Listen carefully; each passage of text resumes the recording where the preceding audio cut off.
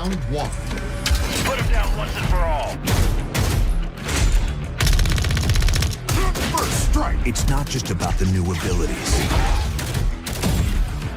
Perfect kill. It's not just about the new weapons either. Hail Mary. Or about the new maps. Power player. It's not even just about winning. Yeah, it is. It's all about winning.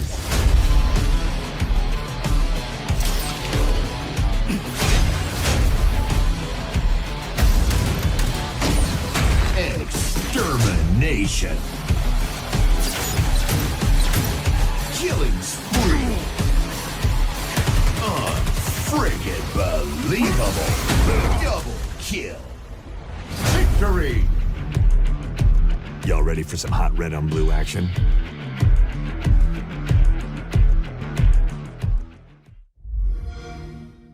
Xbox One, now $349.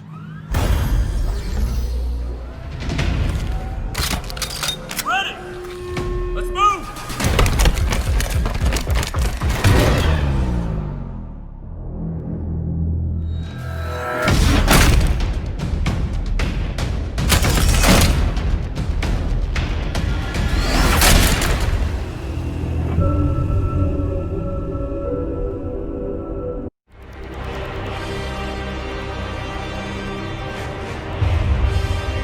o'clock every day is playtest, which is basically like church. 4 o'clock is the true competitive time when everyone gets in and scrappy. They get the build and they play at their desks or here in the play lab, which we have behind me, and play Halo 5 and we just bang on it. It can definitely get heated at times. Fall back.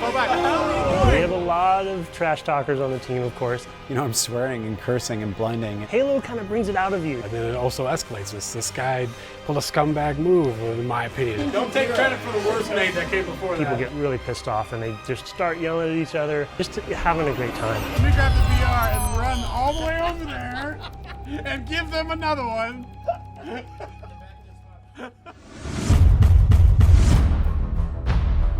To me, a Spartan is speed, power, agility. This vision, this myth of a Spartan as a superhero. Completely wrapped in technology. That 1,000-pound jet fighter on legs or tank on legs, you know, it's this total destruction machine. You see Chief coming down out of orbit, hitting the ground and, you know, doing all of that stuff. We want to bring that into the gameplay itself. In typical Halo, you have the already awesome sandbox of the weapon, the melee, and the grenade. We wanted to add these Spartan abilities in as a fourth layer that everyone has, so it's equal footing. They're baseline traits. Every single person who wants them can have them. You sprint as fast as the other players, you jump as high as the other players, you clamber like they do. What might end up being one of the most sort of overarching abilities is thruster pack ability. You have these little retro rockets built into your Spartan armor. It can give you a speed boost while you're running, but you can use it in midair. Jump up in the air and I turn my stabilizers on, these jets kick in. You can go back, forward, all directions. We're not really limiting these things. We're actually allowing you to chain them. So for me, the thruster pack is awesome and allows you to do other new moves as well. It actually enhances the thing we call the ground pound, which is dashing down on the ground and creating this kind of shockwave splash effect. When you jump up, you actually can mount on top of edges throughout the world. There's really satisfying things like just about making a jump and hitting the clamber button at the last second and making it the way you felt like you should have made it. Once you reach terminal velocity with sprint, you'll get an indication, and if you hit crouch during that time, you'll launch into a slide. You can slide into cover more quickly, you can slide into a kill with a shotgun.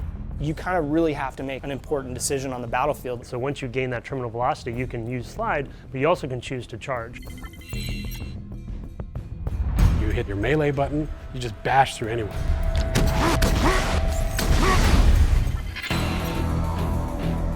We know like there are people that love sprint and there are people that just feel like sprint has no place in Halo. And so for us, it was about how do we balance that? How do we counter that? We've connected it to your shields, so while you're sprinting, your shields don't recharge. If they keep running, their shields will never come back up, and somebody else is going to take them down. I think that balance is really interesting.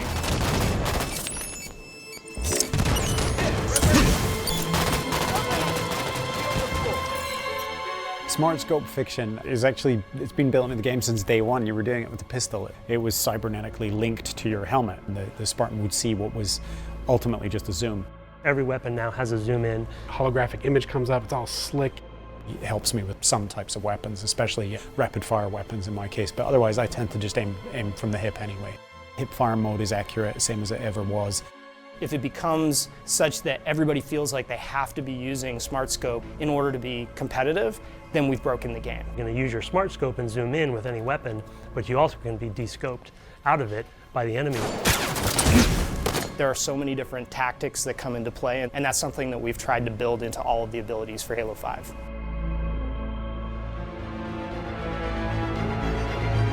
Finding a balance between making the abilities accessible and making them meaningful is weirdly difficult. But we try to get as big a variety of players in as we possibly can. So we have our pro team playing, obviously.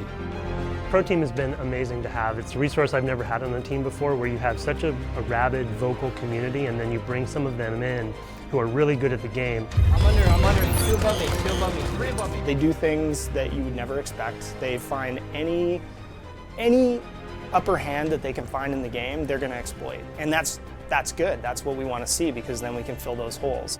And so we knew that if we had those people on site, that would make our game so much better, because we would have all that knowledge. It's a really good shortcut to good test data.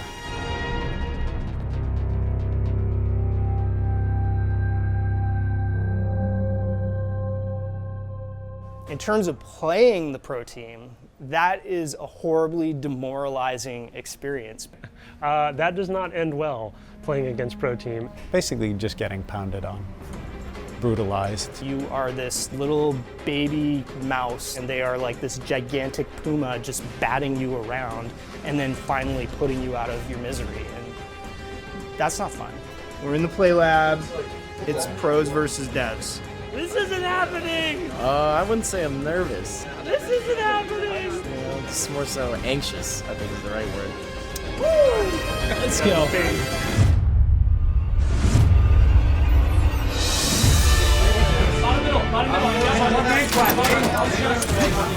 shot pink two. Got him. Oh, not worried. That one pink two. Got him. Got him? Another one in the house. One shot, Josh. Charging. I got him. They're all over the place. 1 minute Weak. left. Two of them charging you. They're both weak. How are you not stuck? Oh no! Damn, they slay those guys. They push across. You gotta punish them if they push across. Yeah, I'm pushing in. I'm pushing in. Let's go. Going out pink. Oh, come on. Flank, guys. You're all alone. Tower 3, tower 2. Dead. Don't try to ground pound me, son. It's so bad. Are you gonna try next time? 1. Enemy team facing elimination. I'd probably be called the cheapest player. That would probably be me. I do a lot of what I call play to win.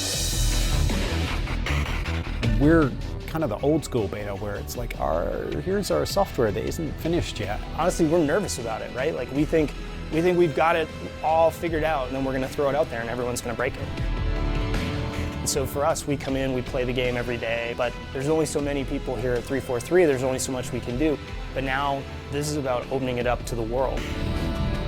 Tuning and balancing is the core of the arena experience, and if we get that tuning wrong, then we want to hear about it. Taking that feedback and trying to make the game better, that's what the beta is all about. I mean, when you get a bunch of creatives, there's always disagreements. You might want to dial that back, you might want to turn it up. And that's what's great about this beta. We're getting this out there for people to really try. The second that the beta goes live, we're all going to be online playing with the fans. Yeah, my gamer tag is D's. You want some? Come get it. All right. So. For at least the first 2 or 3 hours, I expect to be very competitive with the world before they figure this game out. Good job. And I'm going to savor those 2 to 3 hours of glory where I am stomping everybody else at my own game, and then they're going to turn the tables on me and it's not going to be pretty. There's so much creativity. Everybody has the same moves. It's up to you. How do you employ them on the battlefield? Kind of chaotic, but at the same time, tactical decision making that everyone has at their disposal. And it is that chess match. Halo's got a new set of teeth. I mean, this game has got some fangs on it.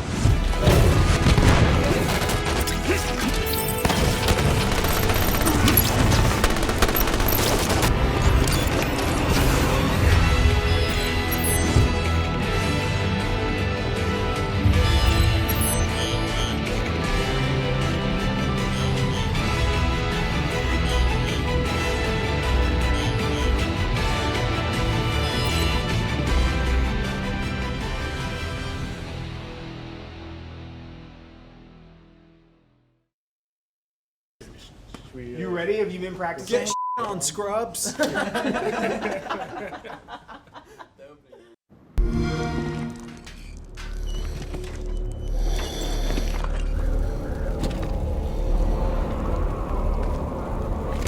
All hail the conquering hero.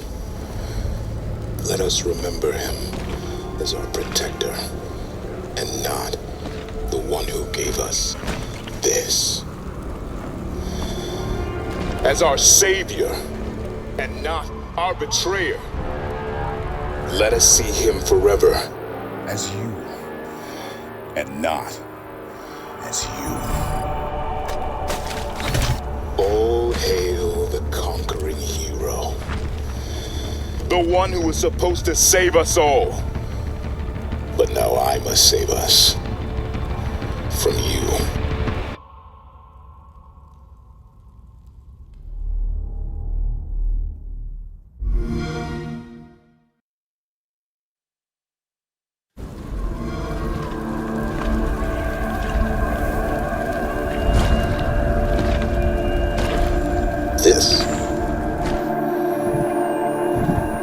Is this what you wanted? Is this what you were looking for? Was everything you've compromised, everything you've done, worth it? Was it?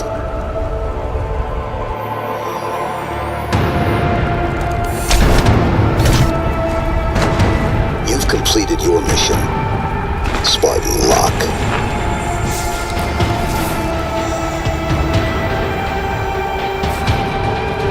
Mine is just beginning.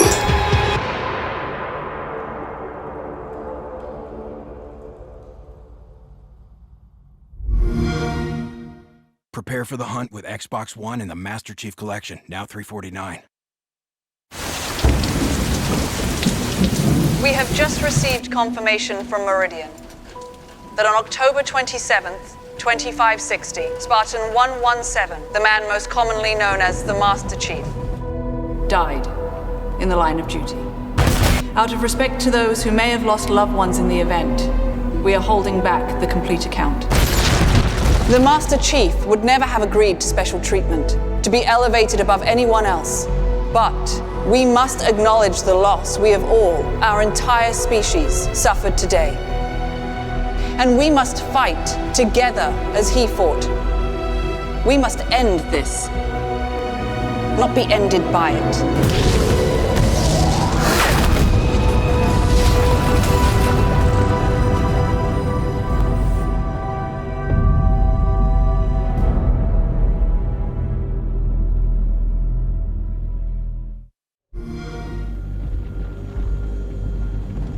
In all my years of command, I've never seen a more determined soldier than the Master Chief.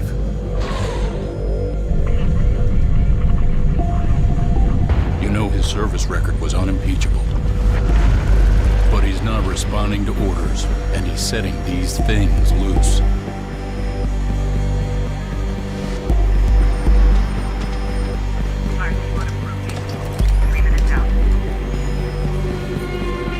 We created him. So we're responsible when we can't control him. When he recruits others to join him,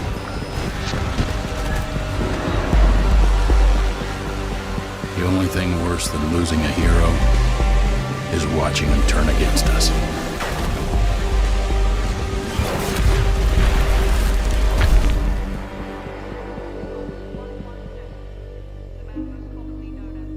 The official story is the Master Chief is dead. You, Spartan Locke, are the unofficial story. Your mission is go. Let's hunt him down.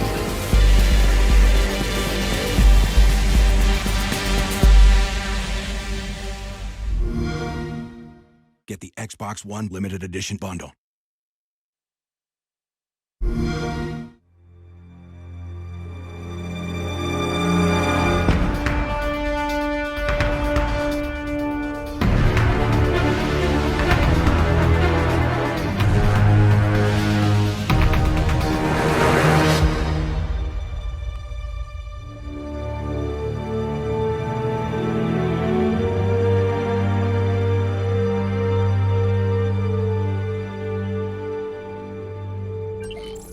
Guys, I'm very, very excited and privileged to be here today with you guys. We're going to be talking about VO, about voice acting and its role in Halo. I want to do some quick introductions, but I want to do an embarrassing, awkward thing and have you guys introduce yourselves in character as your character.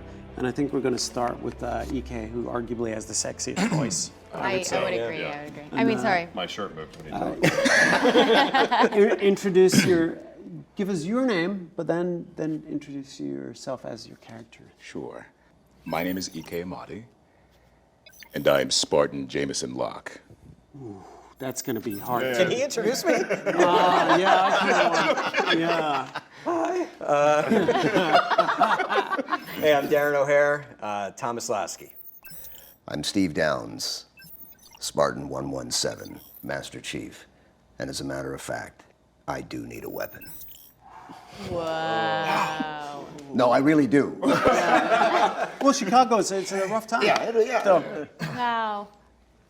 Hi, I'm Laura Bailey, and I play Spartan Olympia Vale. Say something in Sang Healy. Oh, good. I know that expression. That's their word. That's their word for meh.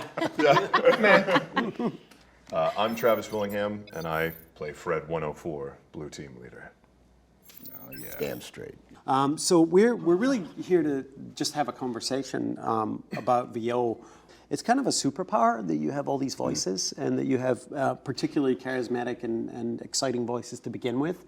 Do you guys ever abuse it, like when customer service calls and stuff like that? Like, I always think James Earl Jones might like totally abuse it all the time when he calls Comcast to say his cable's out. I mean, I know when I'm like calling down from a hotel room or something and I need something, I always put on like a lower voice. For some reason, I feel like that's going to get more of a response.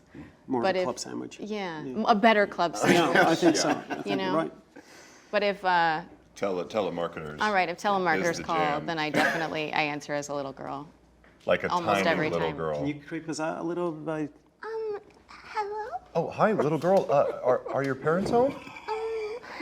I don't know where my parents are. You don't know where they are? No, they said they'd be back, but then they haven't come home, and I don't know where. And then you just kind of fumble with the phone a little bit like a kid. Knock it on would. the Oh, that got way darker than I thought. Wow, I just overpower people. I didn't think of all that. I just get angry, like with telemarketers. It's like, who are you calling?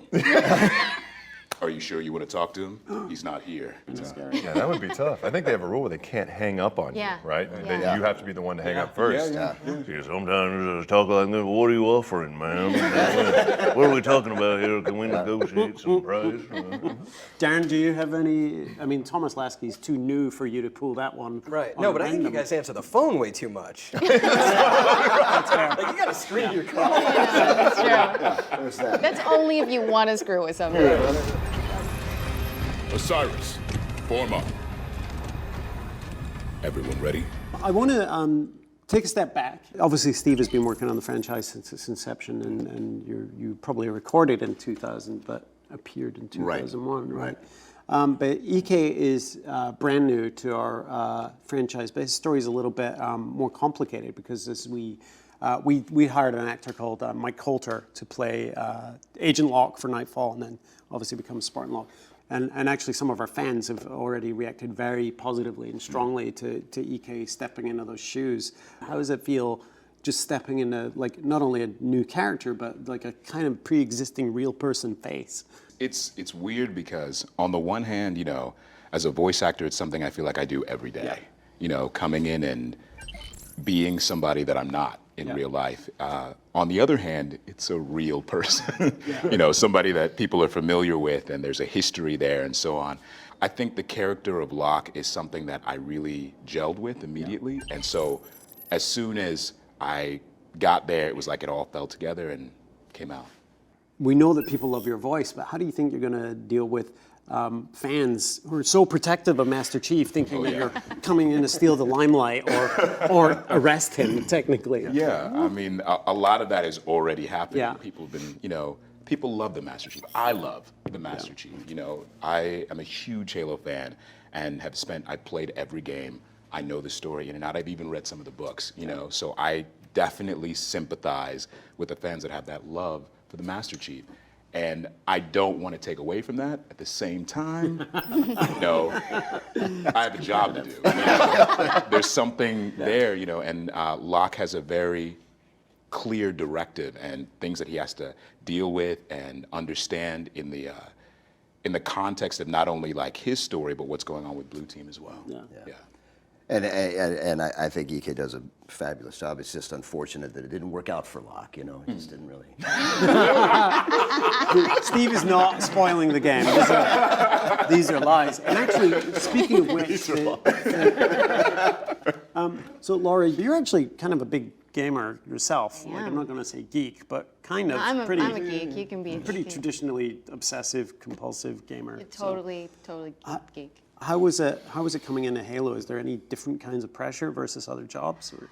I'm not gonna lie, I freaked out when in a good way. Such a good way. Yeah, I came home after I found out. Yeah, it was a big freak out to know that, you know, I was gonna get to be a Spartan. And growing up on Halo, and you know, my dad is a computer engineer, and that's how I like found my way into gaming, and he's always been a Halo fan. So there's just something about being able to like call home and say, I'm gonna have a face coming out of Spartan here. This is the most epic thing. Yeah. But there's pressure there too, because you definitely want to be able to do a good job. Right. I mean, and I put maybe more pressure on myself for this game than I have in previous projects because it's so important to me. Right. And there's a little bit of extra pressure on your character because you're a linguist in the game. Yes. You're an expert in alien languages and phonetics and all that stuff. Does it matter that that's a part of your character when you're doing it in terms of she's the communicator on the team? Definitely. I mean, it changes the approach of different lines because she doesn't come at a lot of the problems the same way other Spartans do because she might have a different perspective because she knows so much about other cultures. But it was really hard to speak Sangheili because, you know, they have 4 mouths. And I have 2. And so it's like you have to take that and make it, how would a human say these words? It's different. And and of course that's a big part of the story. And we were talking to Brian Reed, the lead writer, earlier today about that. And there's elements of the game where individual characters will have slightly different experiences, and those are relayed to the player obviously through VO in a lot of instances. But just to go back to something you said, you went home and you were able to tell people at home. Well, who else was at home and who?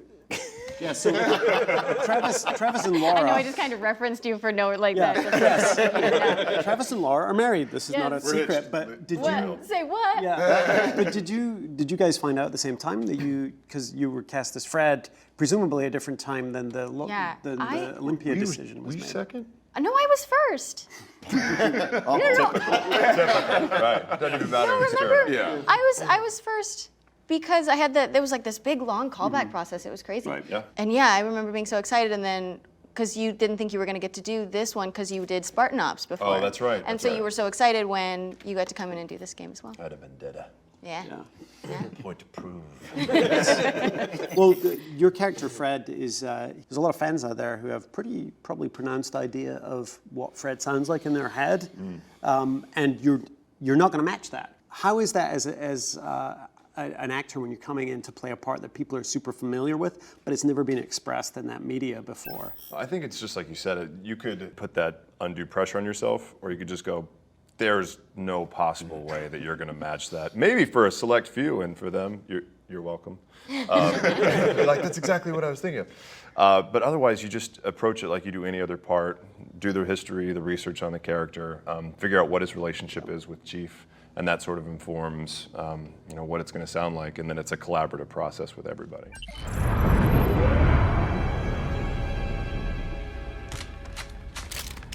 I haven't seen Chief press himself like this since we were in boot camp. He's fine, Fred. This many missions non-stop isn't fun. And you were acting in real scenes with other actors, whereas Steve, I think you've done way more individual booth stuff. Yeah, You've done stuff right. with Jen Taylor as Cortana. Right. And the technology is making it easier to be a regular actor, I think, in some ways, because you get to have your little dots on your face and it captures your whole performance. You guys have been doing this long enough to see the technology adapt with that. How is that as performers, just being able to capture the whole thing rather than the sort of isolated voice?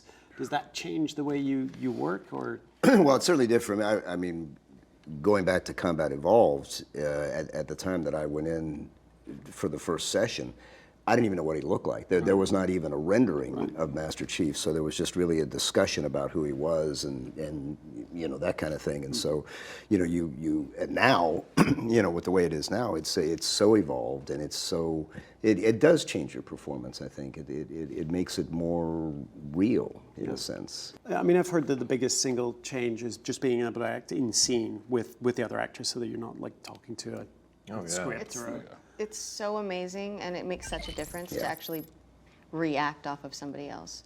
It makes it really entertaining too, because sometimes there are hollow versions of a character, whether it's Roland or if it's Lasky and we're communicating, and sometimes Darren will be off in the corner, addressing all of us, but we're having to look somewhere else. So he'll start talking, and you'll see one person inevitably go like, "Nope, he's not there. He's over here." So we're always looking in the wrong place. There's a few takes blown on the first, Yeah, there's always the magic of the vocab, because we have to put rifles on our backs, and inevitably there's somebody that's not in a suit that's sitting back there, like a little goblin, just waiting to grab the rifle as you put it behind your back. Yeah. Sierra 117 to infinity.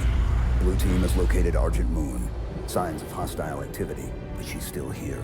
For the sessions for Halo 5 was, the first time I could use a mic so that I could move, so even when you're just doing voiceover, you can still be more physical with it than always having to worry about, being in front of the mic which makes it easier to be able to capture, a more real performance, I think. Yeah. Makes for good B-roll too, because you're in the soundproof booth and you're pointing things. Well, I remember when we recorded that piece that aired a few months ago, where it's basically point of view Master Chief and then point of view Agent Locke. And we recorded those separately. I think we recorded them on the same day, but we were separate. And I always remember that, as you're trying to focus on it, as I'm talking to Locke, and EK's not there, there was a Fender Stratocaster in the studio, and he became Agent Locke to me. And by the time we were done with that session, that poor guitar, was I thought I had to apologize. Really sorry, man. But people probably think just as a snapshot view that VO acting is somehow easier than stage or screen acting. And I've found over the years it's the exact opposite, because you have to do so much heavy lifting in a performance because you don't have the visual tools to help support it. Do you guys find it easier or harder?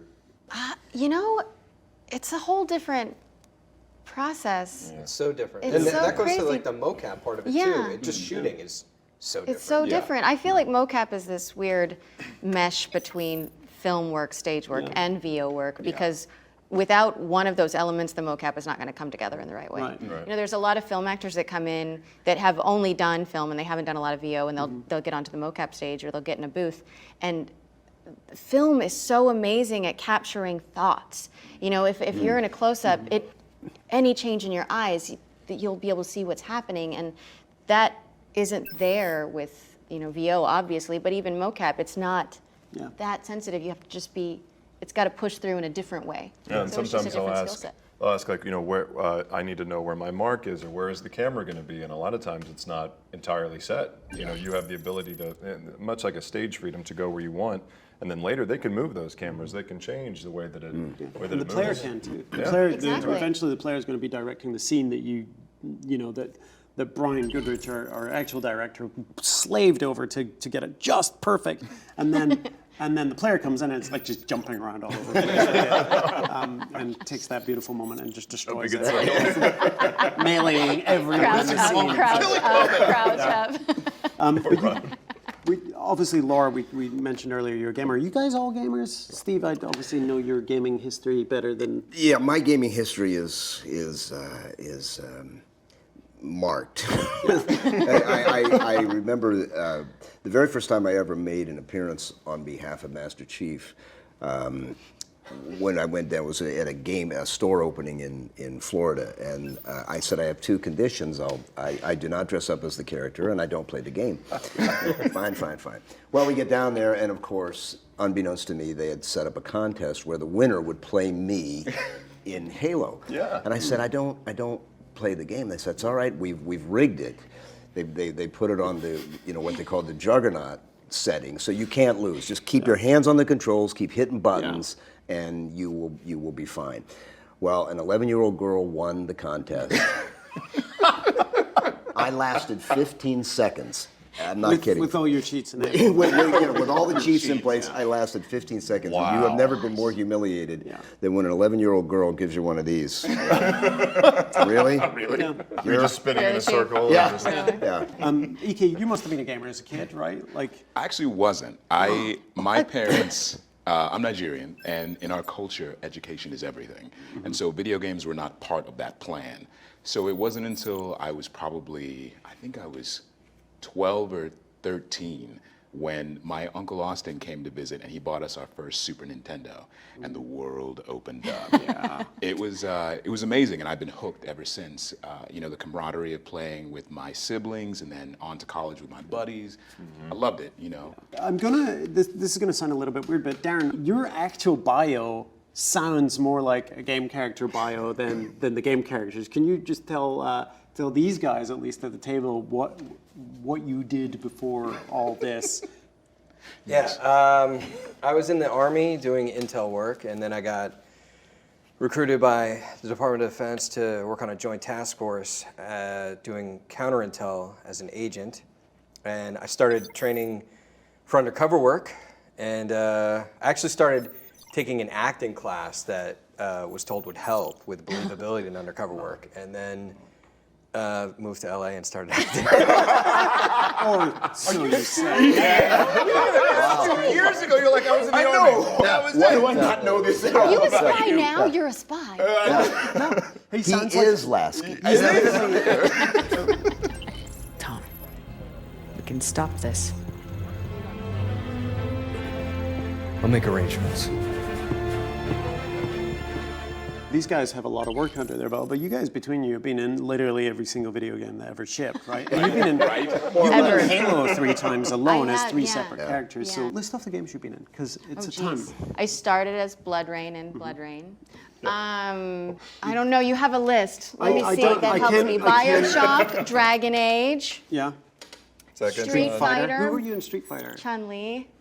Chun-Li and Guile. Yes. I was Guile. But we're both awful at the Terrible at the game. at the Really, game. we just look like people jumping into each other. That's all it is. And then missing, and then going back. Do you guys have any favorite VO performers that you think of? Oh, there's a lot. So many. There's so many of them. I think actually, for me, I just finished playing The Last of Us, and Troy Baker in The Last of Us. Yeah. I was blown away. But I grew up on Mark Hamill. His Joker, I feel like, sets a bar that has still never been. And we have him in Hunt the Truth. I almost gleeked out on the spot when I found out that he wanted to do it. In fact, so what about you, Darren? Any? Tudyk's a great one. I was just talking about him, and I see a lot of cartoons now because I have 3 kids. I had 3 kids between Halo 4 and 5. which is a That's lot. impressive. Wow. Yeah, that's impressive. I had one right after, almost during 4, right at the end of 4, I had one, and then just had twins. So we see a lot of cartoons. Yeah. A lot of Travis, too. I hear a lot of Travis in cartoons. That's right. A lot of Sophia at your house. That's right, yeah. Steve, any vocal well, performances you know, that with of course everybody at this table. Well, naturally. Needless to say. Except me. And I will say I'm a big fan. In addition to being a friend, I'm a big fan of Jen Taylor. I think she does just a fabulous job, and it was so much fun to work with her and watch her work. But Keith David, I met Keith for the first time this year, and was a total geek. I was a total, I am not worthy. I mean, I just think he's just a giant of a voice talent and a great actor, and it was and as it turns out, a heck of a nice guy. But it was fun to meet him. It was fun to be a fan, in that regard. The spies announce themselves now, Agent Locke. I'm a Spartan now, sir. I know who you are. To take it back old school for me, Chris Sabat is a fantastic actor in the anime world. Yeah. And one of my favorite shows in college, when I started to realize that you could even perform voiceover as a career for an actor, was Dragon Ball Z, that was playing on Toonami back in the Cartoon Network days. And I was a fan of Dragon Ball Z, and I finally got into Funimation, and I come in and there's this bald dude in there with a little handsome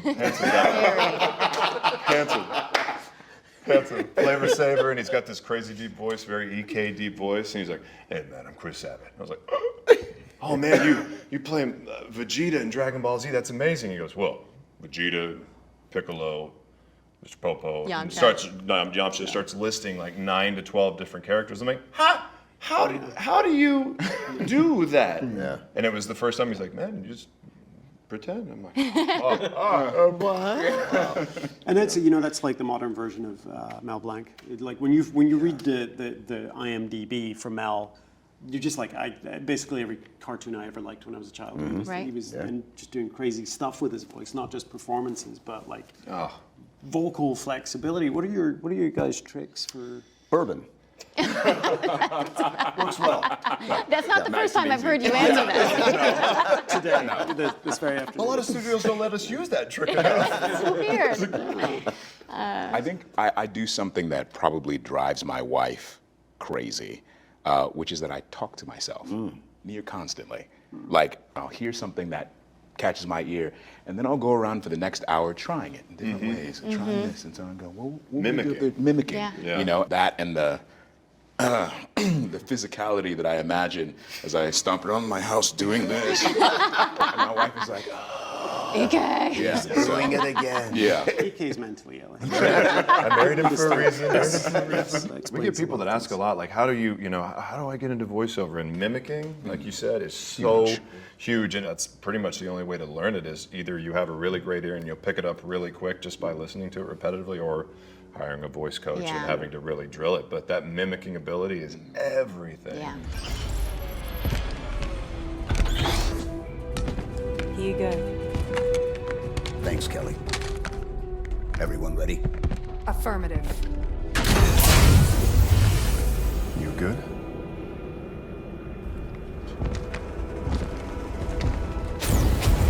Blue team, fall out.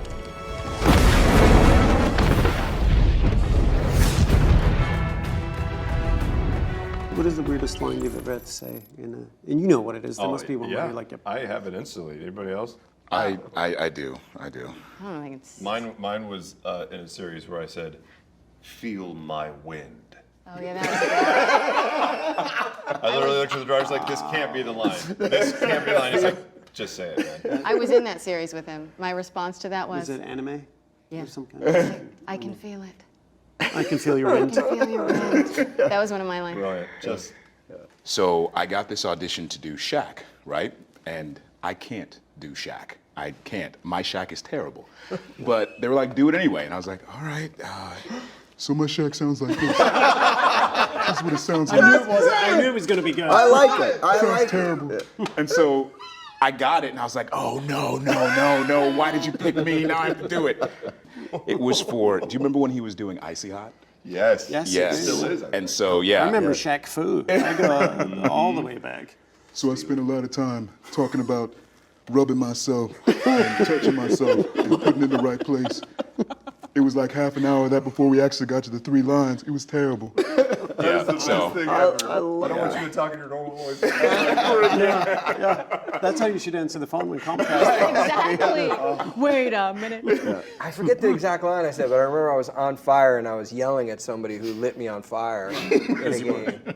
On fire is always good. Yeah. It's the most panic thing you could do. Oh, yeah. You're on fire while being stabbed in the back and your leg's broken. Right. You know. Okay, that was good. Now, give me... You were being electrocuted, and then somebody throws a hatchet and takes your head off. The actual game was you are set on fire, and then the alien mandibles grab you, pick you up, shake you, and then snap you in half. Yeah. I was like, can I take a picture of that? And just snapped it. Like, wait till the game comes out. Like, So I know you guys, obviously the most important thing in your whole career is Halo 5. Steve, your situation's interesting because you just retired. Congratulations. Yes, I did. Thank you. But what is your experience playing the Master Chief been like, and what has it meant to you? It's been an incredible journey, one that I could not have possibly imagined the day that I walked into the studio in 2000 to record Halo Combat Evolved. To say it's been a life-changing experience would be an understatement. And to grow with this character and become a part of him in a way. And quite frankly, it's been an honor that as he's evolved and as the game has evolved and Master Chief has evolved, to be able to grow with this character. And you know, you'd like to think that there's a little bit of yourself in these characters, especially when you get to play a recurring role. And I've often said it's the fulfillment of a childhood fantasy. I mean, who among us didn't sort of fantasize, you know, that you were Superman or you were Batman or you were Spider-Man when you were a kid, and then yay, these many years later, that you actually get to have a part in a role of an iconic character. It's been life-changing, and as I said, an honor to be a part of it. You guys have 14 years to catch up. It goes by like that. So I've had a fantastic time today. I hope you guys have enjoyed it as much as I have. And I just wanted to say thank you again to our amazing special guests who've made our game more special with their involvement. Ike Amati, new to the series, but already an old friend and someone you guys are going to get to know and love. We have Darren O'Hare, always a joy, the best captain this side of Kirk, I think. The incomparable Steve Dans, the Master Chief, and the voice of our game. And the voice of our universe, to Laura Bailey, who is one of the most talented voice actresses in the business and absolutely an integral part of our universe going forward, and to Travis, who is the tallest person at the table, but not necessarily with the deepest voice. So I think there's going to have to be a voice off. I just want to say thanks to you guys again for your passion, your energy, and everything that you've committed to this game and made it what we think is the best Halo ever, and we couldn't have done it without you. So thank you. Can't wait. Yeah. Can't wait to play.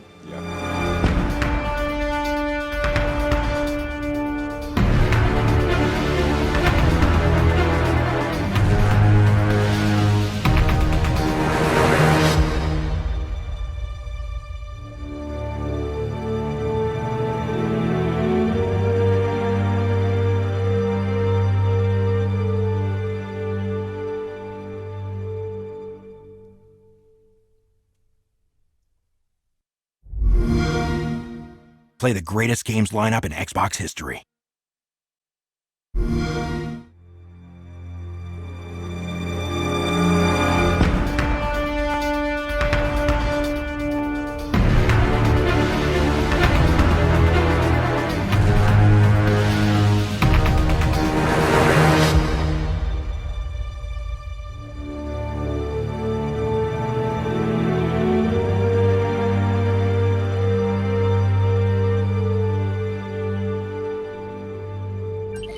All right, thanks everybody for being here.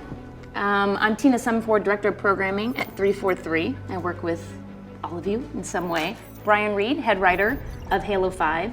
Jeff Easterling, one of our franchise writers. Brian Goodrich, who is our cinematics director, and Frank O'Connor, who has the most tenure, as we like to say. Thanks. No title at all. Who is our franchise director, and then Nathan Fillion, the voice of Buck and longtime Halo fan. So super excited to dive right into it. We are all here because we fell in love with Halo and the universe and the story, or playing multiplayer and stuff with our friends. I think about someone like you who can kind of go do anything that you want to go do, but yet you choose to come back to the Halo franchise. I'd love to know the first time you played Halo, and what is it that you really love about it? What is it that keeps bringing you back? Because I know it's not the money. I was slated for a double hernia surgery right when the first Xbox was coming out. And I said, okay, I'm going to go buy that console. I'm going to get these 3 games. That's great. And I had it all on the till. And I said, oh, throw in that Halo one. It looks all right, I guess. Really an afterthought. I like big green robots. Looks all right. Might There's a as Jeep well. on it, I think.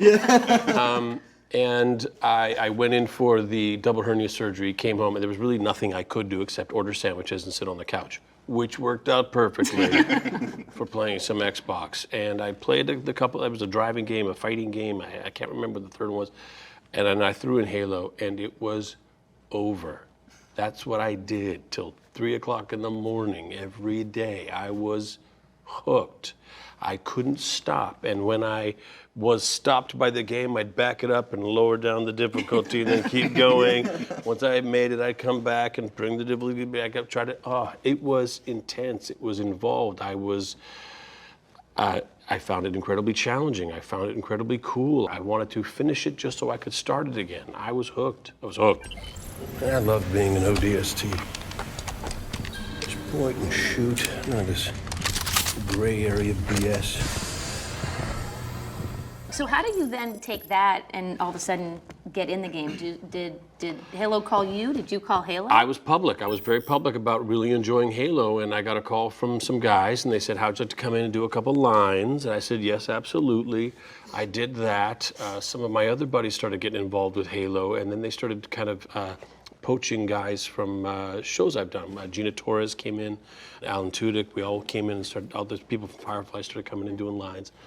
And it became like a thing. I don't know that we were expecting it, but every year when another game came around, we're like, I got the call. So the game is pretty much out. Most fans will have it in their hands in the next couple of hours, but what can we expect with Halo 5? Wow. So picking up from the events of Halo 4, where at the end, Master Chief lost Cortana, his longtime friend. She was killed in the big final battle, saving Earth. And this is now a couple of years later, and he's coping with that. At the beginning of the game, we meet Fireteam Osiris, who've been dispatched to find Dr. Catherine Halsey. And she is the creator of the Spartan program, in a lot of ways sort of Master Chief's mother, because she took him as a child and turned him into the Master Chief. And she has contacted the UNSC and said bad things are happening. And we know that around the galaxy, 5 different colonies have been destroyed. We know that there's this Forerunner technology that's activating. What we don't know is why. And so Osiris are sent to round her up. And that's the very beginning. And then as we move in, we see Chief has been reunited with his childhood friends, Blue Team, the Spartans that he grew up with, that he trained with, that he worked with right until the events of Halo 1. And he's been reunited, and now they're out running missions, and we're watching Chief deal with the loss of Cortana. So we talk about these 2 really drastically different teams, the Blue Team and the Osiris team. Explain just from a high level what the true difference is between, like, their approach to everything, I would assume. Blue Team have been together since they were 6 years old. They were all kidnapped, put into the Spartan program, rebuilt as super soldiers, and for the last 30 years have been in this war together, non-stop. Osiris is a group of people who grew up, decided to become soldiers, became really good soldiers, and then got invited into the Spartan program later. And so it's this very different mindset of, the only thing I know is war, and hey, I want to be the best I can be. The way we figured that out really early on was Frank actually said Blue Team are classic American muscle cars, and Osiris are like hot sports cars, like Lamborghinis and Ferraris, and like that just sort of made sense then. Like that's just how we approached them. Frank, where did the idea come from a franchise perspective, that now it's time to tackle this with 2 teams, this story? Like, is Chief not enough? I think, we're always looking to make significant changes or evolutions to the gameplay, and we were able to make levels bigger with the Xbox One. We were able to have more exploration, bigger sandbox and all that. But the main drive came from Halo's always had a legacy of co-op, and the co-op's always had you and 3 identical clones of you all running around not enjoying a logical story, because the story's happening to 4 different people effectively at the same time. And we hired a guy called Tim Longo as our new creative director, and he'd worked on some Star Wars stuff with squad mechanics. And there were early conversations about, well, if we make it a squad-based game, we can double down on co-op, we can double down on the idea of an ensemble cast. And if we really build it properly so that it is a real ensemble cast, then we'll have something exciting that's happening in the gameplay and the story at the same time. And so it was all those things coming together, and bluntly with the technology to let us do it. So we always need more horsepower, even to tell better stories. And I think that's one of the exciting things about this being an ensemble cast is you experience a different story, at least in terms of perspective, but actually in terms of real events. Small events, depending on who you play, and then further how you play that person.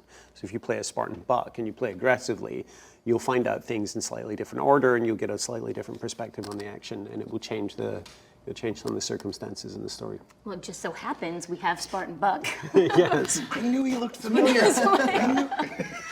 Nathan, just in general, you've been part of the franchise since what game?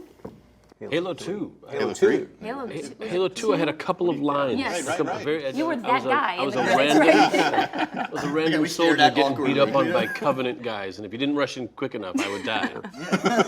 Tell us about Buck. What can I say about Buck?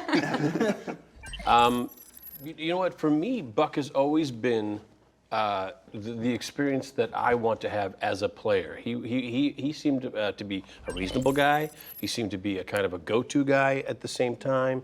I'm not saying he's the sharpest. He's not like he's not like I'm the man. He's a soldier, and he's there to fight, and he believes in what he's doing. He's a career soldier. But I always thought his perspective was that of me as a player. I'm gung-ho, I'm excited, but I'm also learning as I go, and I don't know what exactly I'm doing until I get there. You were on Chief's side. Now you're with Locke. I guess even just as a fan, how did that feel more than I would even say as somebody who's doing the voiceover for it? You know what? There's a little bit of icky. It feels maybe a little bit icky. Like maybe the Chief and I, we go way back. You know? Go back to Halo 1, I remember. I have to keep reminding myself as a player and as Buck, I'm a soldier. I have to do what I'm told to do. This has to happen in the game in order for the story to progress. But you know, just as a character, as Buck, that's his job. This is what he's got to do, and he knows all too well. This isn't going to be popular. The Locke. Every other Spartan, every soldier, when they hear about this, they're going to hate us. You know that, right? That was the scene where we kind of understood the story. Like as we were doing the story break, got to that bit in writing, Buck going, you know, if we go after him, everyone's going to hate us. Yeah. That was instantly when I understood Osiris. It was when I understood the story. Everybody loves this guy. It's actually, he was actually talking about the fans, not the rest of the soldiers. But I also heard that Buck wasn't originally supposed to be in 5. What? Well, I'm looking, you guys are the writers, so I'm kind of, maybe I'll look at Brian for this one. yes, that's true. We had a different plan initially, I don't think, because it frankly didn't occur to us at the time, early on. And then those circumstances changed and created this opportunity, which was great. So who got the axe? Well, Thorne was supposed to be, he didn't get the axe. He actually had he had booked a pilot that was pretty excited about, and the timing just wasn't going to work out. Yeah. And we could have just had another actor play Thorne or rewrite another character. But when the idea for approaching Nathan came up, there's like one of those very rare easy things. Like if we're in a meeting about logos, for example, or names, like if we have to name something, just a dude's name. That guy's Mike Smith. No, it can't be Mike Smith. That's too ordinary. It's got to be like Michelangelo Smith. But that was the easiest conversation we ever had. It was, what if we got Buck? Yeah. Like not Nathan. What if we got Buck? And like let him live his dream of being. We decided you had a dream of being a Spartan. And it was one of those things we knew when we announced it to fans, they would lose their shit, and they did. So that was exciting.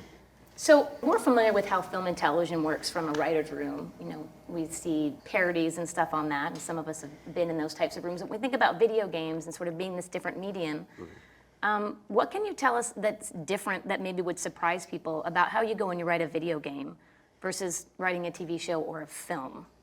And I'll look at anybody who can provide a good answer on that one. We still run the room very much like a TV writer's room.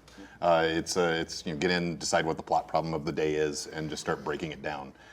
Figure out the big story arc, and then go scene by scene and just start figuring out what works. Where we get different from TV or movies is that, TV, you get your script done, you go, you shoot. Maybe you change some lines on the day, maybe you tweak something in editing, but your script is pretty similar to your finished product.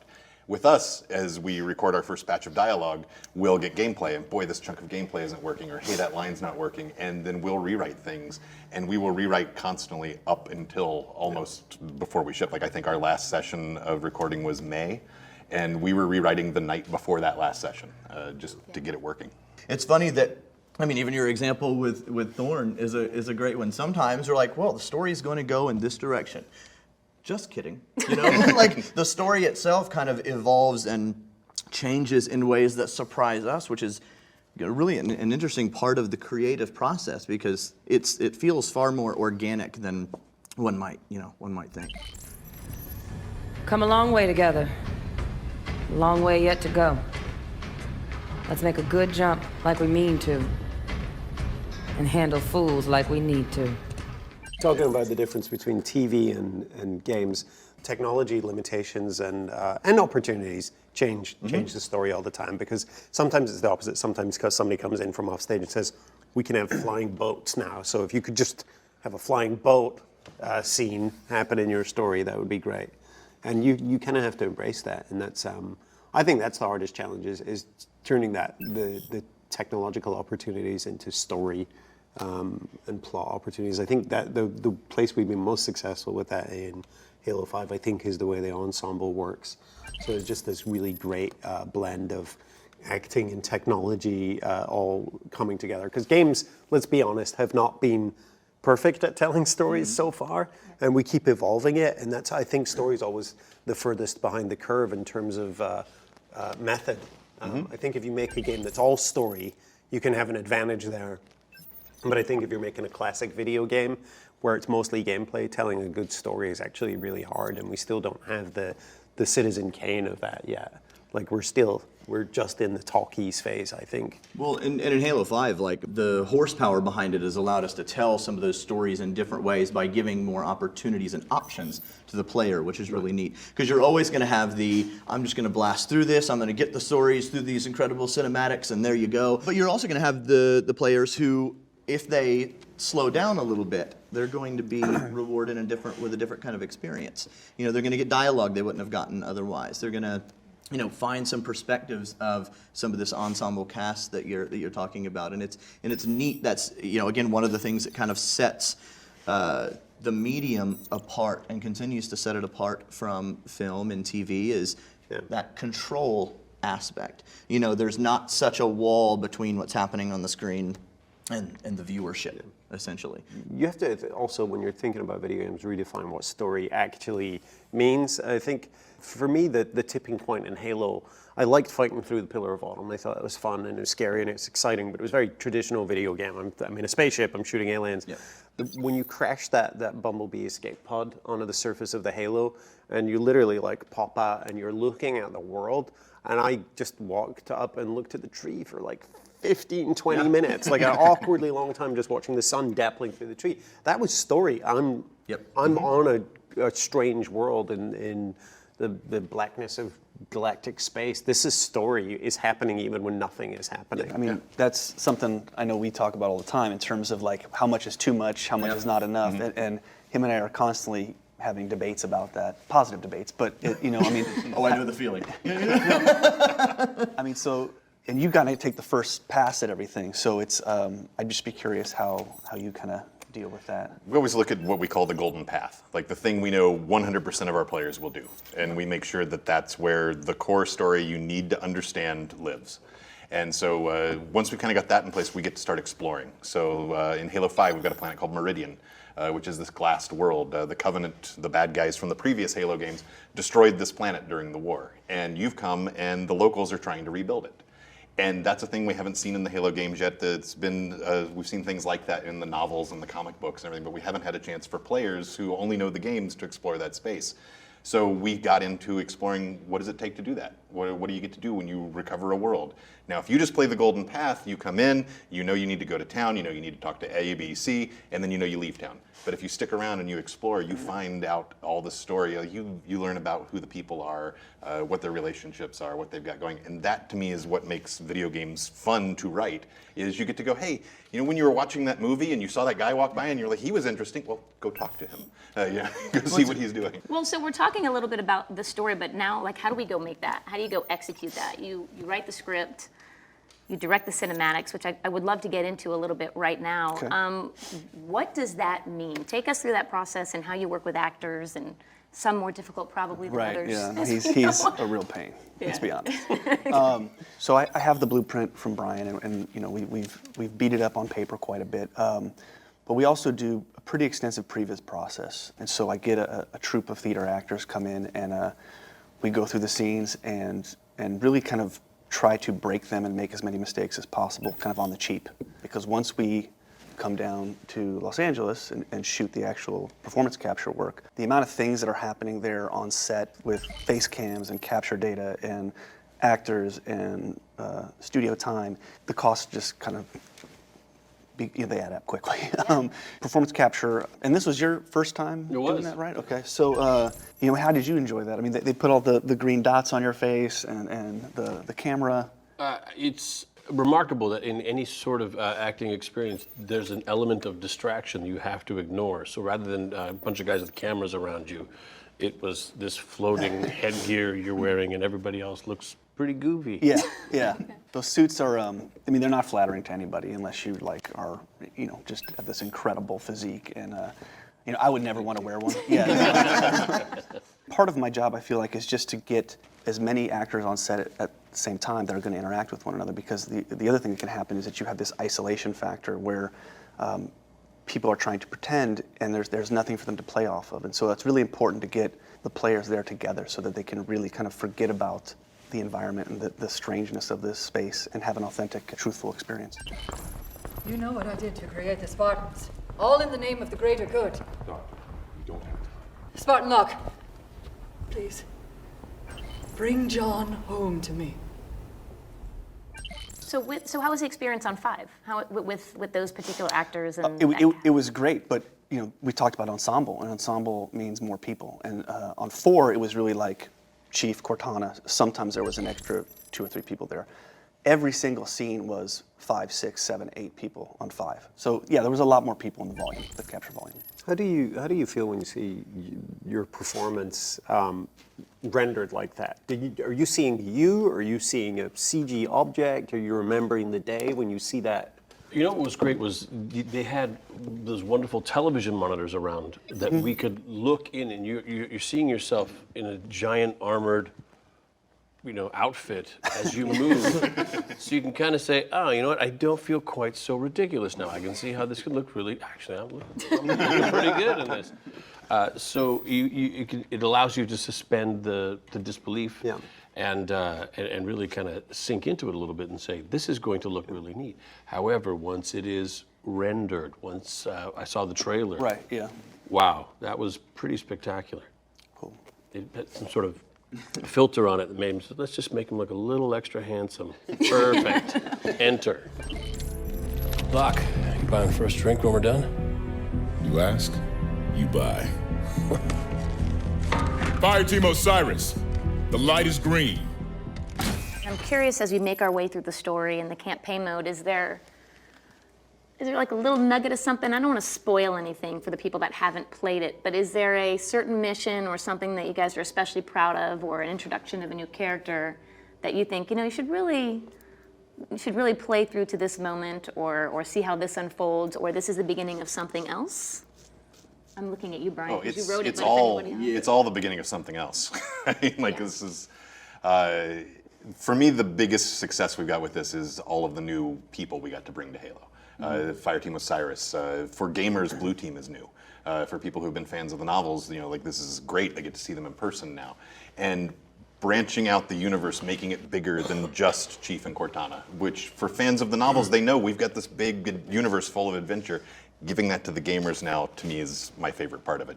And the very last scene is pretty good. All right, definitely. I think actually some of the things that I'm looking forward to, I mean, not just experiencing myself finally like on my own couch. There's some neat non-combat areas. There's some neat, kind of, hub space type environments where if you look hard enough, there's some particularly interesting kind of dialogue being said. And what's really cool with all of our levels, like across the game, is if you aren't just blasting through them, there's a lot of content. There's a lot of there's conversations that the Spartans have between each other that you kind of learn more about who they are as people and what's going on. And that was really fun to build in. It's encourage you to go explore. And grunts say the darndest things. And grunts are magical.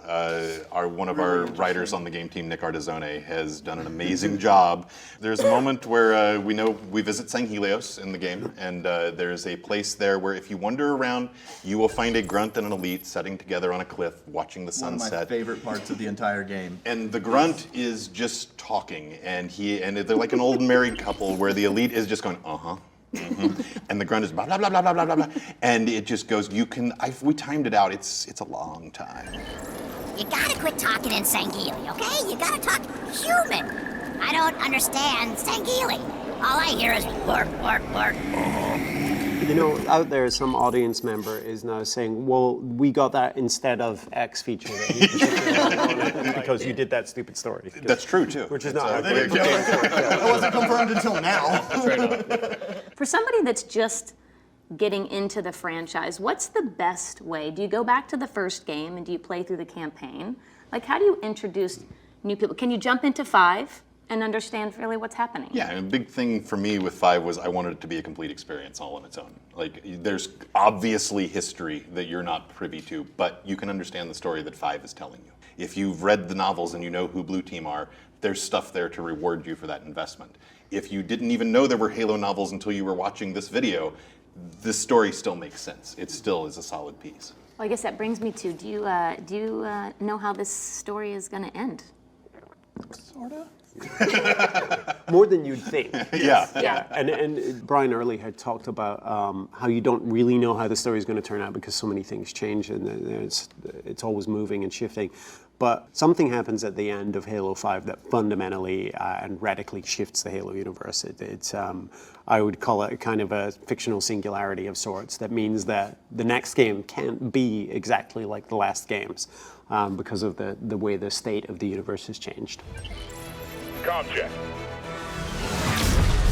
Comms working fine, Lab. Copy that, Tanaka. Spartan Buck online and ready. Spartan Vale online. Before we wrap it up, I just wanted to ask each of you, as writers, who your favorite character to write for is. You cannot choose your own character, even though you're not a writer. I'd love you to choose one. And you can't pick Master Chief, because we all know, no one here doesn't love Chief. That is the easy answer. That's the easy answer. But I'd love to just hear, I guess, who's the character that you love to work with? I'm going to pick 2. One, I really enjoyed working with Nathan, right? And you say to write for him. Well, I don't get to write for him, but I do get to see his ability to kind of change what's on the page in an interesting way, and things that I hadn't thought about that just kind of come out of his mouth, and I was like, grab that, that's awesome. And then Fred also, Travis, does an incredible job with Fred.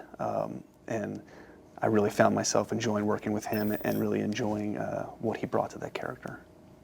I like, obviously the handsomest is Clark, no doubt. And I actually agree with Brian. Writing a character or creating storylines around a character that you understand better, and it's actually super helpful. It was probably the least. You used the character that Nathan had already created in ODST, and that's nice. But I like, I think I like 343 Guilty Spark, which we haven't done much with outside of the first couple of games. I created a storyline for him that's in the Greg Bear novels that's really kind of reveals a weird twist about that character. He's a tragic character. But yeah, he's a tragic character, and he plays this sort of floating exposition fun robot for much of the game, but then turns heel and is a jerk. But I just like the idea of this, the weight of 100,000 years of sin crushing this personality down to the madness that he's in, and so I just like that. And there's a redemption arc for him, so somewhere. All right, so what is responsible for the story of Halo 5? My favorite is probably Tanaka. Like, I love that she's this character who's come from outside of the UNSC, and it's sort of like, in the honor of her family being killed by the Covenant, said, I'm going to go avenge them. I'm going to go become the soldier, and becomes this engineer and works her way up through the ranks and becomes a Spartan. And something about that is amazing to me. Like going, I was outside of your government. I didn't even care about you. Technically, growing up, they were the enemy for her. And for her to then step up and go, I'm joining your side. I see what you're doing. I want to help, is fascinating to me. So. All right, Jeff. I have kind of like two answers because it's a little bit different. As far as a singular character, I adore Halsey. Halsey is such a, as far as like, again, tragic characters, but she is worse than the apologists make her out to be, and not nearly as bad as, the ones who want to throw her under the bus also make her out to be. There's stuff that she recognizes about, how wrong, maybe morally some of her decisions were, but also, we wouldn't have a human race to save if she hadn't have made some of those decisions. So it's, is she a war criminal? Well, yeah. But did she save humanity?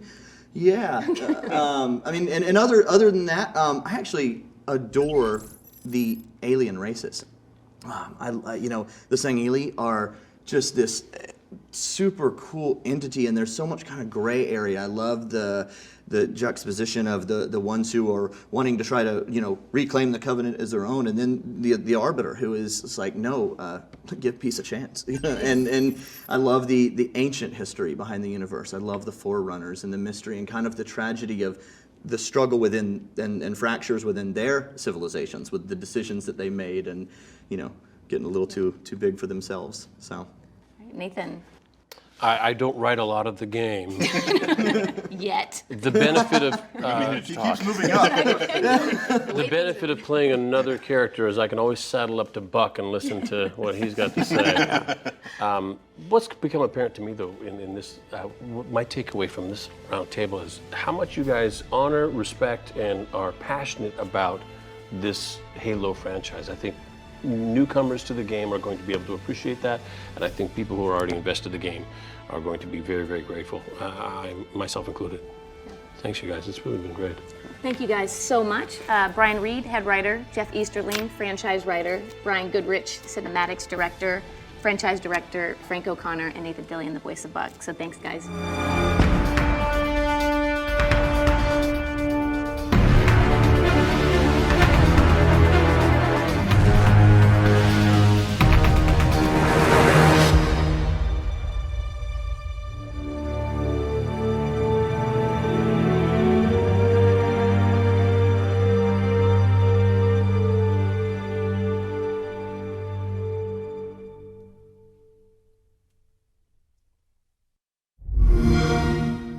Play the greatest games lineup in Xbox history.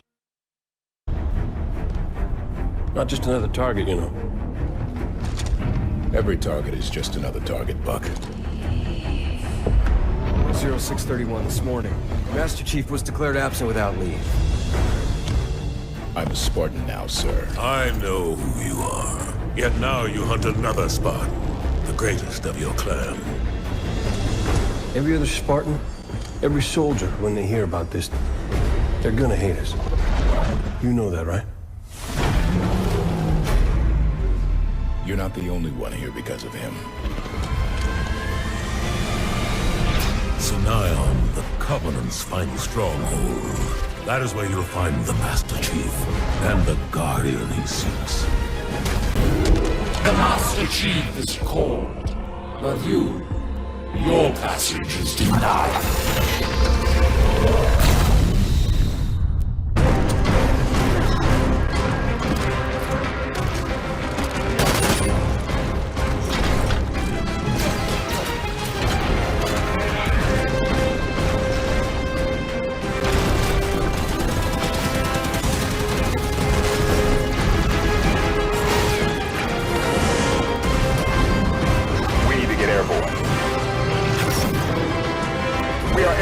Forerunner face-off.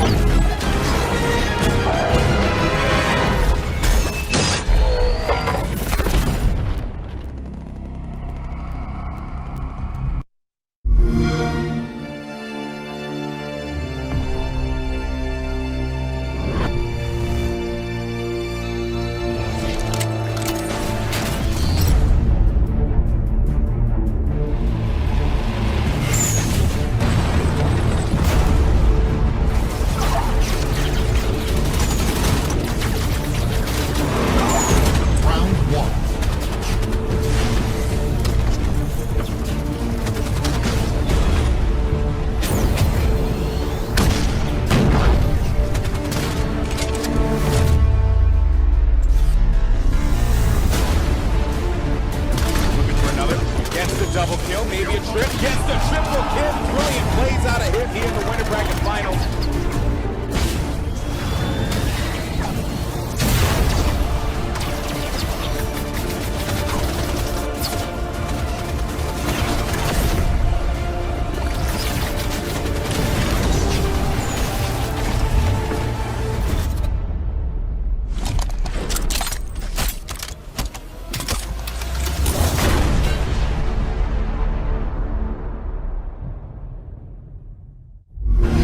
They've broken through our defenses and our base is in lockdown.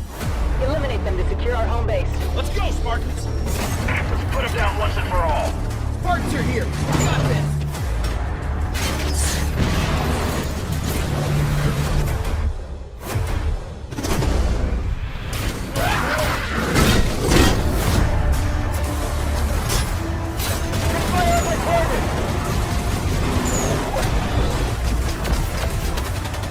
Keep them locked down, Spartan.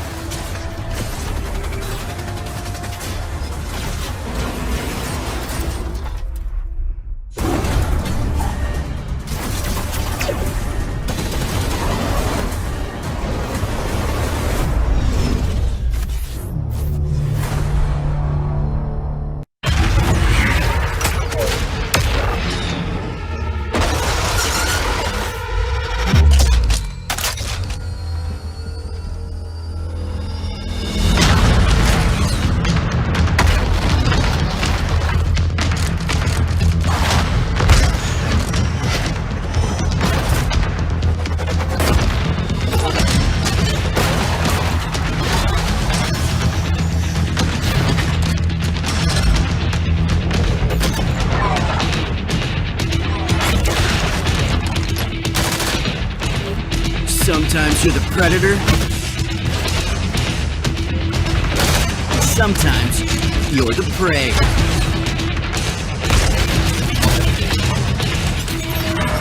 When hunting season starts, make sure you've got the right gear. Pre-order Halo 5 Guardians. Get the Spartan Lock armor set only at GameStop. Product not yet rated. Spartan Lock. I have spent enough years with Oni to know the truth. Once this is over, after all we have done, they will order you to kill us both. All the doors are locked. Everything's going dark. Mayday, Mayday, this is Corporal Boudreaux. Some kind of pulse knocking everything offline. Over the last 72 hours, 5 colonies have experienced identical events. Massive destruction. Hostile contact! Go! Run! I tried to warn you this was happening. I mean, how are we even supposed to bring them in? Ask politely. You're to return to Infinity immediately. Negative infinity. I don't like it. 117, stand down.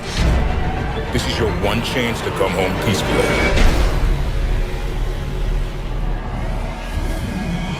I have a job to do. 10, 9, 8, 7, 6, 5, 4, 3, 2, 1. Rangers in space! Controls to outer space now, flying higher than ever before. Rangers In space! Oh, Power Rangers! Oh, Power Rangers! Oh, Power Rangers! Oh, go, go, fly! Go, Power Rangers! Oh, Power Rangers! Oh, Power Rangers! In space!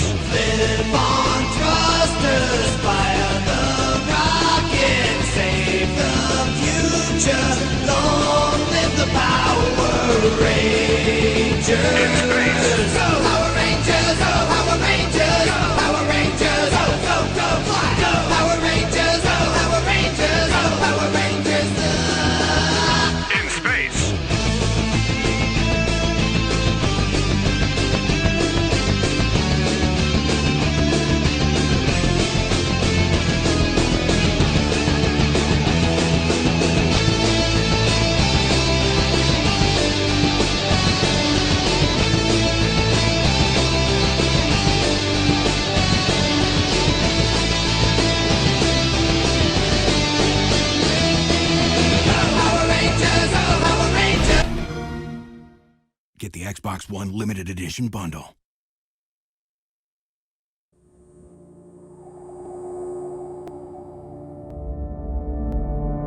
They recognize that they are weapons and that they were made to be used to kill other things and to destroy other things, and they've made peace with that as they've grown into who they are. And you notice that, like, when we talk about them in the books, we never have them bothered by the whole deal of them being abducted.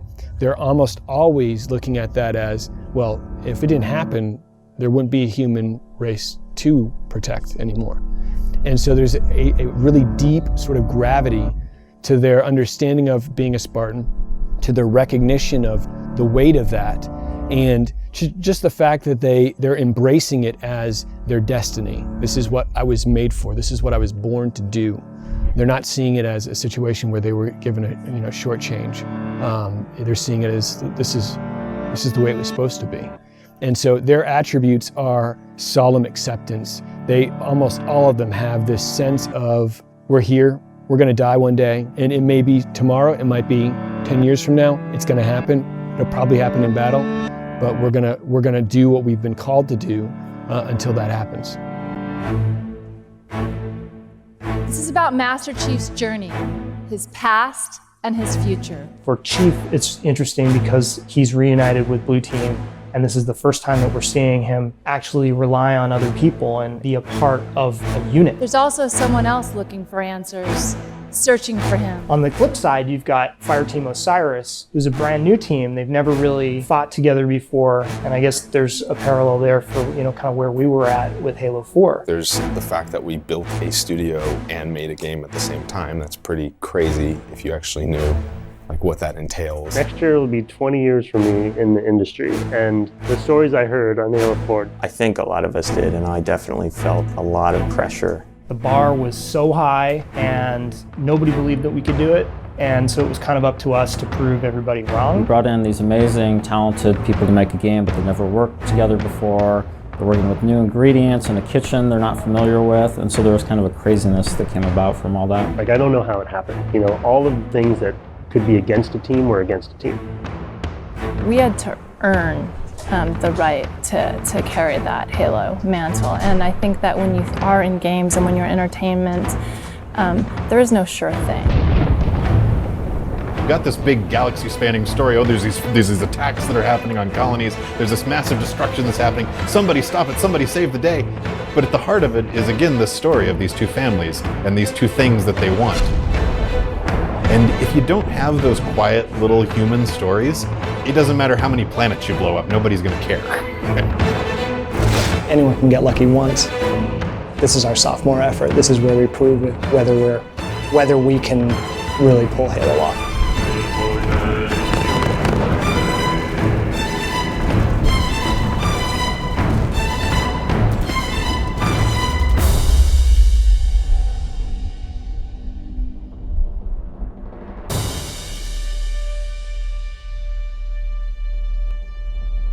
Mechanics, systems, fiction, and world. There's many other bubbles we could talk about, and maybe in the future we will, but these are the ones I want to focus on today.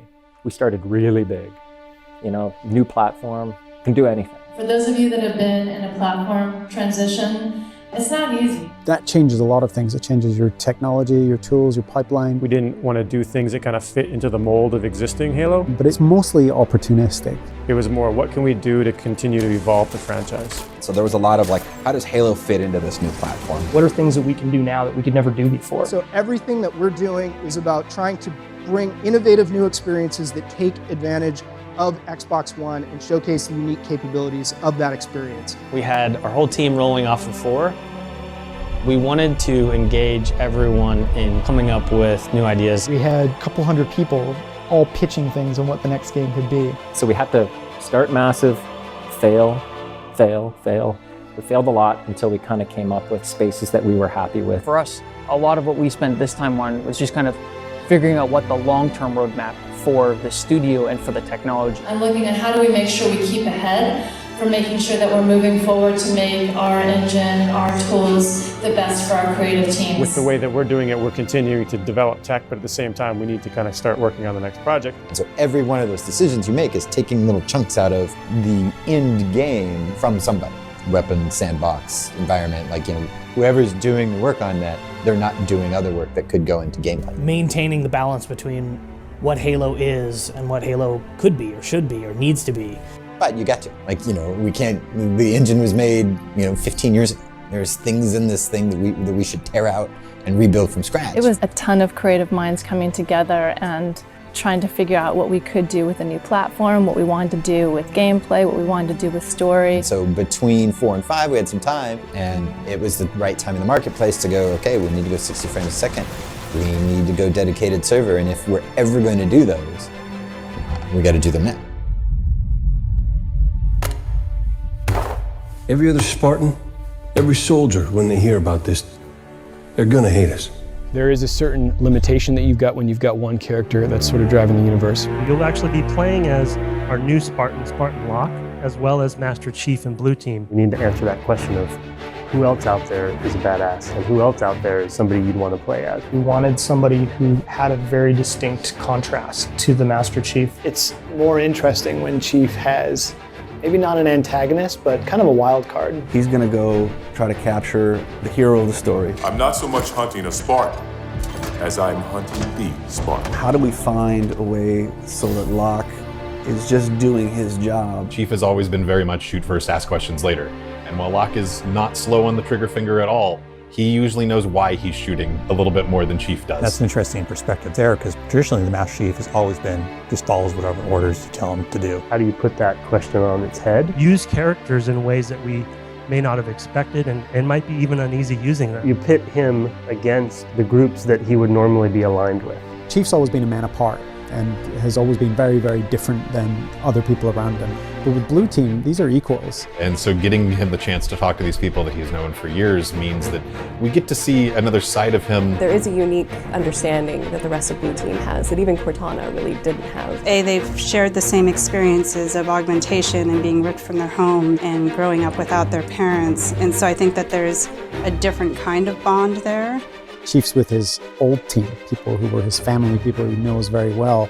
Locke is the leader of a new team, so they have a completely different dynamic. They're all been drawn from backgrounds that can bring something to the table as a Spartan 4. Vale's knowledge of cultures. In fact, she can actually speak Sangheili and understand the nuances of the language even better than a lot of Sangheili themselves. Tanaka's knowledge of engineering. They got a lot of like sensing equipment or little radio transceivers and things like that. Buck's general badassedness. Check your mouths, find your chairs, and get set for a combat truck. He's kind of bolted on parts of his ODST gear. Let's roll out, Osiris. Made it. Yeah, safe and sound inside a crumbling building. We still got our big guy at the center of all of it.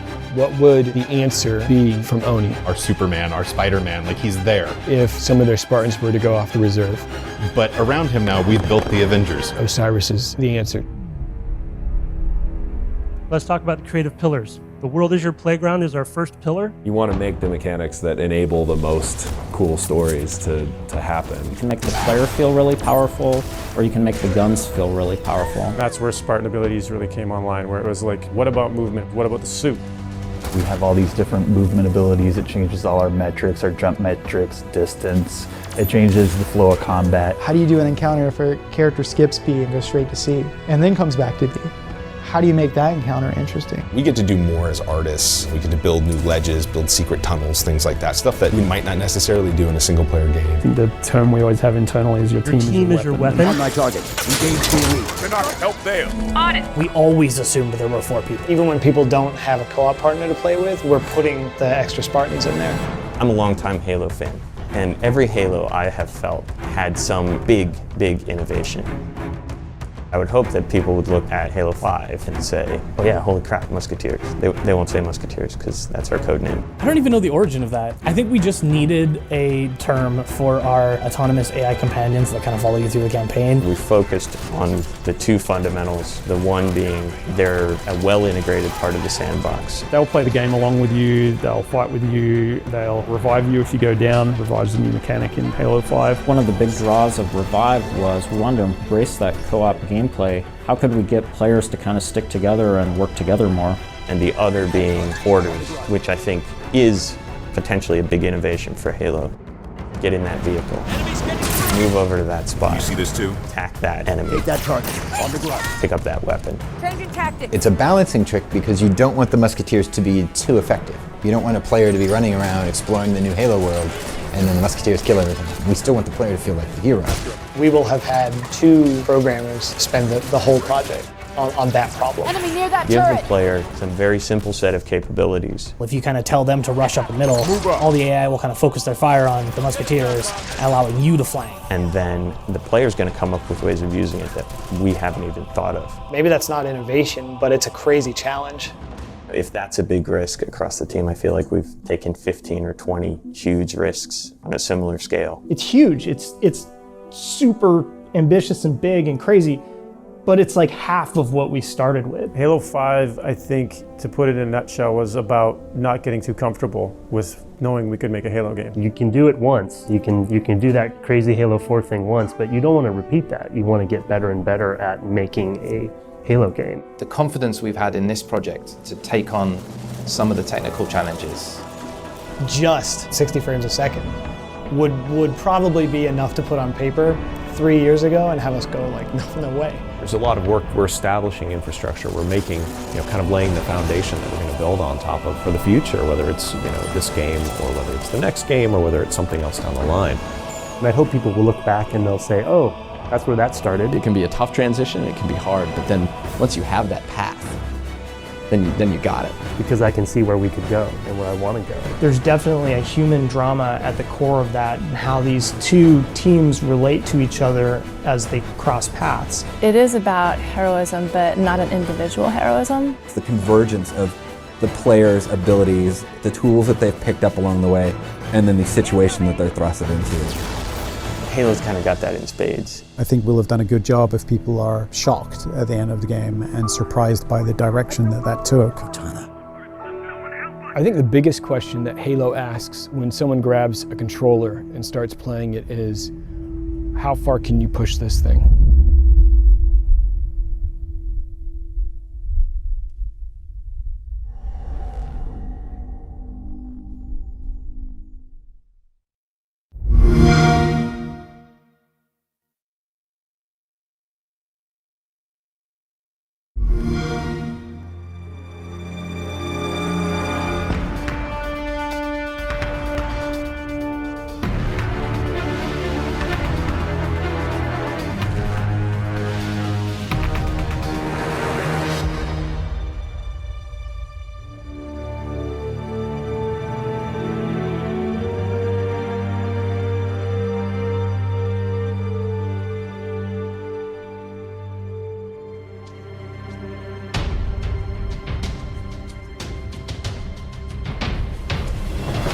The idea for Warzone kind of evolved over time, but it started way back on Halo 4. So when I joined the team, Warzone was just a pitch.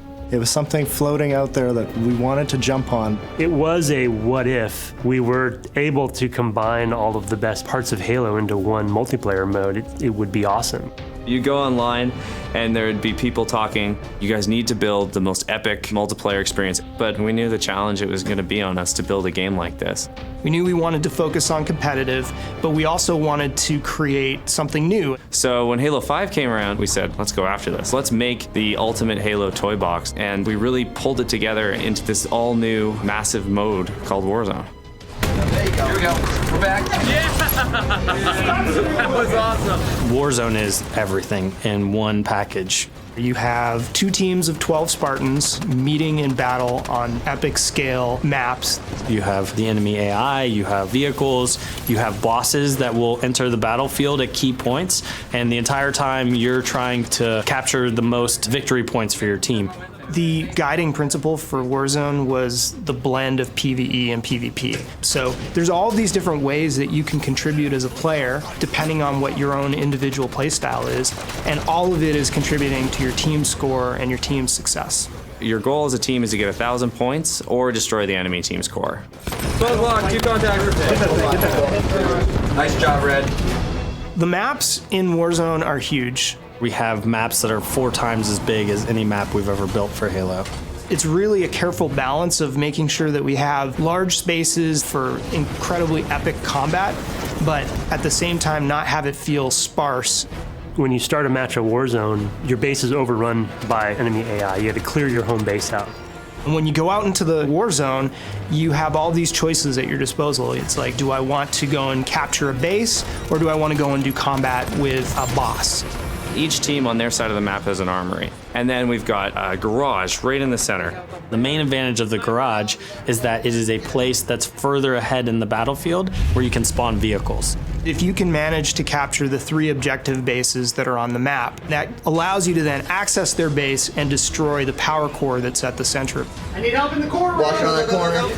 Wow, they're on our core already. It's a way for a team that might be out of the battle to come back from near defeat and score that last-second victory. One of the coolest new aspects of Warzone is having these bosses on the battlefield. You'll be playing the match and then you'll get a notification that a boss is coming in.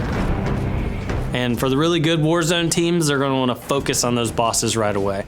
We wanted to bring personality into the bosses and fit them into the universe. Giving them names and giving them a backstory gives the player a sense of accomplishment. These are characters who are a big deal within their own faction. You've got Baron Sharom, who's patrolling over the battlefield in his Banshee, and when he comes out, that's a moment. When he spawns, everyone's like, Baron's out, Baron's out! And everyone's running over, right, and trying to get the Baron first. You're going to then have to decide in this boss fight, do I focus on killing the boss, or do I focus on trying to fight the other team off of the boss? There's certain points in the match where that next big legendary boss kill is going to determine who wins the game. We wanted there to be a sense of balance in there for what power items are able to be brought in at what times. Everyone goes into Warzone and they want 3 sniper rifles, 4 scorpions. How do we handle it? How do you balance it? The requisition system is a brand new reward system. It lets you become more powerful as the game progresses. Everything that you're doing, all the kills that you're scoring, capturing bases, all of those things are helping you gain additional rec levels. So within your home base and each one of the 3 objective bases on every Warzone map, you have requisition stations. If the player has rec cards in their inventory, then they can go to the terminal and use those cards to get all of the best items from the Halo sandbox. Rec cards you earn through any type of multiplayer experience. So if you're playing Arena or you're playing Warzone, we will be giving you rec packs as you go up the ranks. You'll get a requisition pack, and there'll be random things in there, everything from weapons and vehicles to be used in Warzone to cosmetic items you can use both in Warzone and Arena. So as I level up within the match, I get access to the higher level cards that are in my inventory, and I can use that Scorpion card or that Banshee or that rocket launcher. No more like fighting for that one spot on the map where the Scorpion tank spawns. No, I bring my Scorpion tank in with me in my rec collection. But you don't just get to start the match and call it in and just wreck house. You gotta actually take bases, get points, and as the battle gets crazier and everyone's leveling up together, your choices get bigger as well. In some ways, Warzone is a Halo player's dream because it's bringing together all the best parts of Halo in one multiplayer experience. We want to make sure that Warzone has something for everyone in there. If you want to defend a base, you can do that. You want to go after the biggest and baddest bosses and work with a few teammates, you can do it. If you want to protect your teammates from afar with a sniper rifle, and if you want to fly a vehicle around, you can do that in Warzone. It's this crazy mode where anything is possible. It really just feels like you have jumped into a hot zone. Dudes are running in, there's rockets flying everywhere, and it's just total chaos. When we see the Banshees, the Scorpions, and the Mantises all out in the battlefield and everything is going bananas, that is my favorite part of Warzone. I can't even tell you how exciting it is.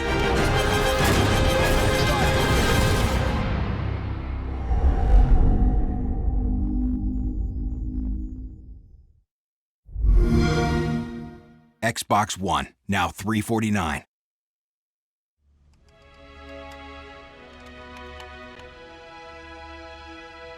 When we wanted to do Forge for 5, we really wanted to go nuts with it, using this new power that we have with the Xbox One. But how can we make it so that they can build just a ton of stuff and fast and easy? And that's really where our goal was, to start from there.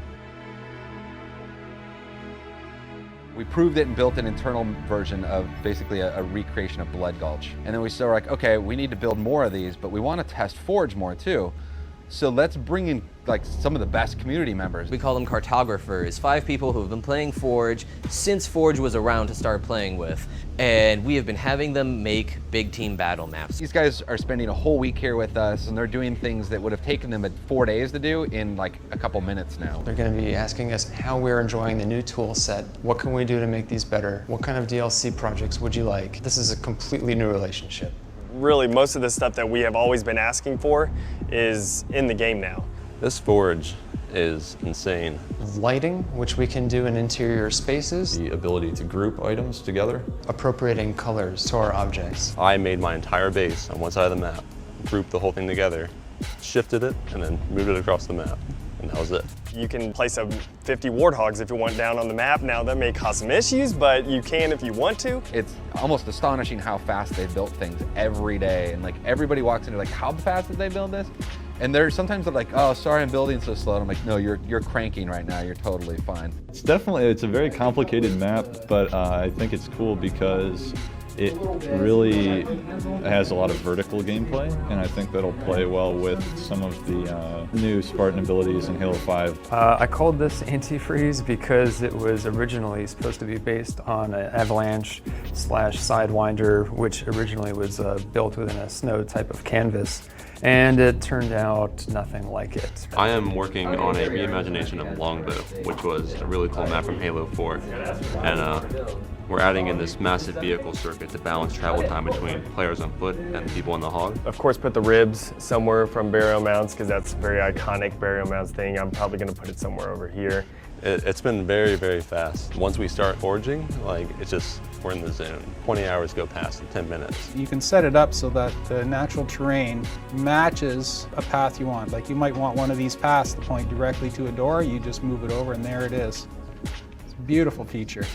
The challenge is actually what I really enjoy. Think of lines of sight, spawning, balance. So everything that you create is not just for a specific area, or it doesn't fit into just one idea. It has to be set within 5 other parameters. Our actual arena team guys giving them direct feedback on their maps, and we go and we have play tests in our playtest lab like we do on all of our other maps. They're getting kind of the same treatment that we actually do with our internal maps. Having a map ready for playtest for the executives and the pro players to come check out your map in like 3 days, and that's definitely not something that we're used to at all.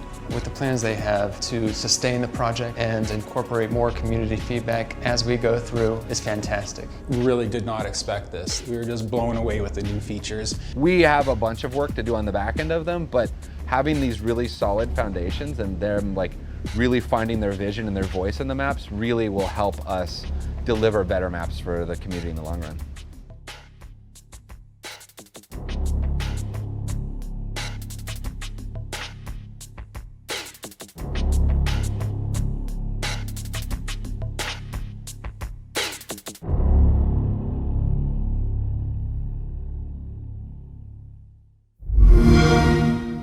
Get the Xbox One Limited Edition bundle.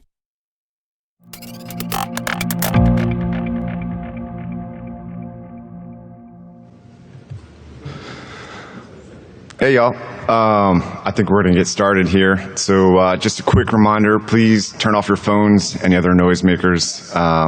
Also, I'll give another quick reminder at the end of the talk, but please do fill out the surveys that you should receive in your email inbox after this talk. It helps ensure that you guys have the best GDC experience that you can have. And with that, good morning, welcome to my talk, Making Moves, Designing Spartan Abilities for Halo 5 Guardians. I know this is kind of an early one, and I know we're not all making the best decisions at these evening events at GDC, so thanks for making it out of bed for this one. With that, let me quickly introduce myself a bit further. My name is Ryan Darcy, aka Spartan 1205. I'm an 11-year industry veteran, and I've had the pleasure of working at the following companies: Terminal Reality, LucasArts, and 343 Industries. Over the years, I've curated a career that's involved a lot of bouncing around with regard to roles and responsibility, which is to say, I wear the jack of all trades badge with pride and approach game development from all angles. Now, with that in mind, my schizophrenic career has evolved more or less like this: level designer, gameplay engineer, secret weapon, don't be jelly, this is real, but it's just some PR and marketing work, producer, level designer again, and systems designer.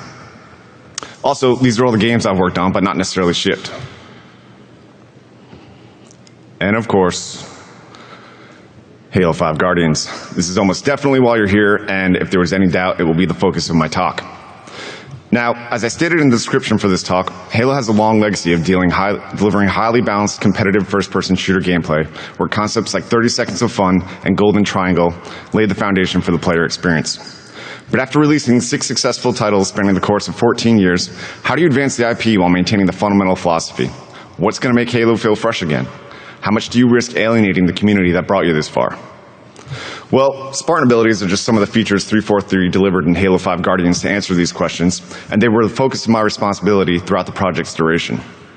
During this talk, I'll be discussing the process of taking 2 of these new Spartan abilities from concept to final release: Spartan Charge and Ground Pound. Also, just to give this talk a bit more structure, I'll be breaking it up into 3 acts. Act 1, the setup, or choosing where to innovate. Act 2, confrontation, or mapping actions to controls. And Act 3, resolution, or tuning for balance. Now, before I dive in, I first want to recognize all the brilliant, talented people who have contributed to the Halo legacy leading up to Halo 5, as well as those currently working alongside me at 343. I consider myself very fortunate to have an opportunity to present this talk, but the story I'm telling here involves many characters, and I'm just one small player in the grand scheme of things.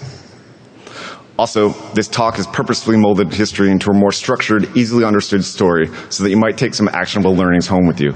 The reality is, game development is messy, including Halo 5, and what I'm presenting to you here is all viewed through the clear, malleable lens of hindsight. And so, with those disclaimers, I know it may have been a while since some of you have Haloed, so let's take a quick look at the Spartan in Halo 5. And if it's been a really long time, I should remind you that the Spartan is the playable character in the Halo franchise. I have a job to do. 10, 9, 8, 7, 6, 5, 4, 3, 2, 1. Rangers in space!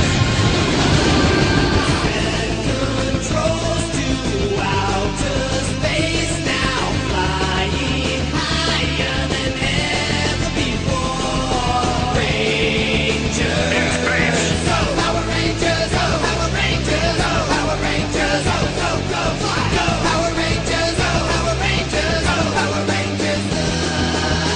In space! Flip on thrusters, fire the rocket, save the future.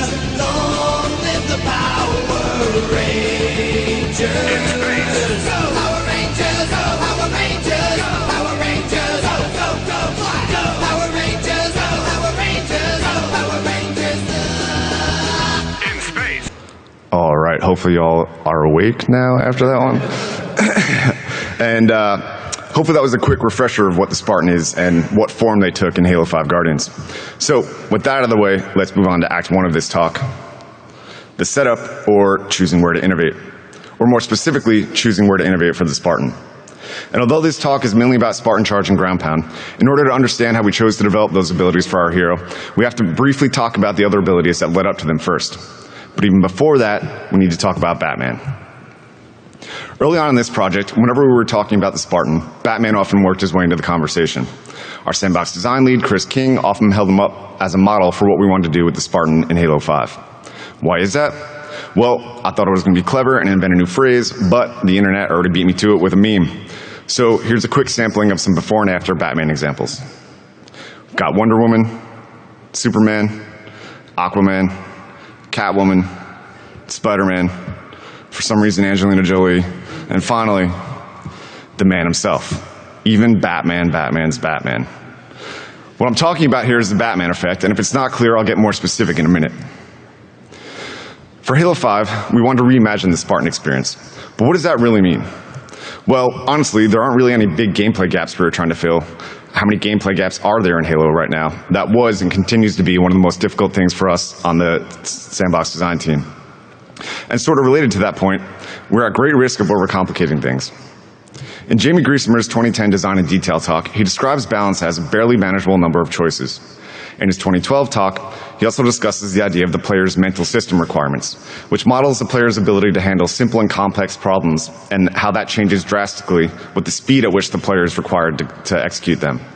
Ultimately, this demands that we don't overwhelm the player with new actions in an already crowded player decision-making space. And finally, on the evolutionary path, we have to make sure that Halo remains Halo. We've got a very vocal, dedicated fan base that's extremely important to 343 in the franchise. We can't change Halo so much that these players feel like strangers to the game. Not to mention, Halo isn't really broken, we don't need to fix it, or, in the wise words of our sandbox design lead, Chris King, don't fuck it up. So where does that leave us? Well, I like to think that we approach the Spartan similar to how Christopher Nolan approached Batman in the Dark Knight trilogy.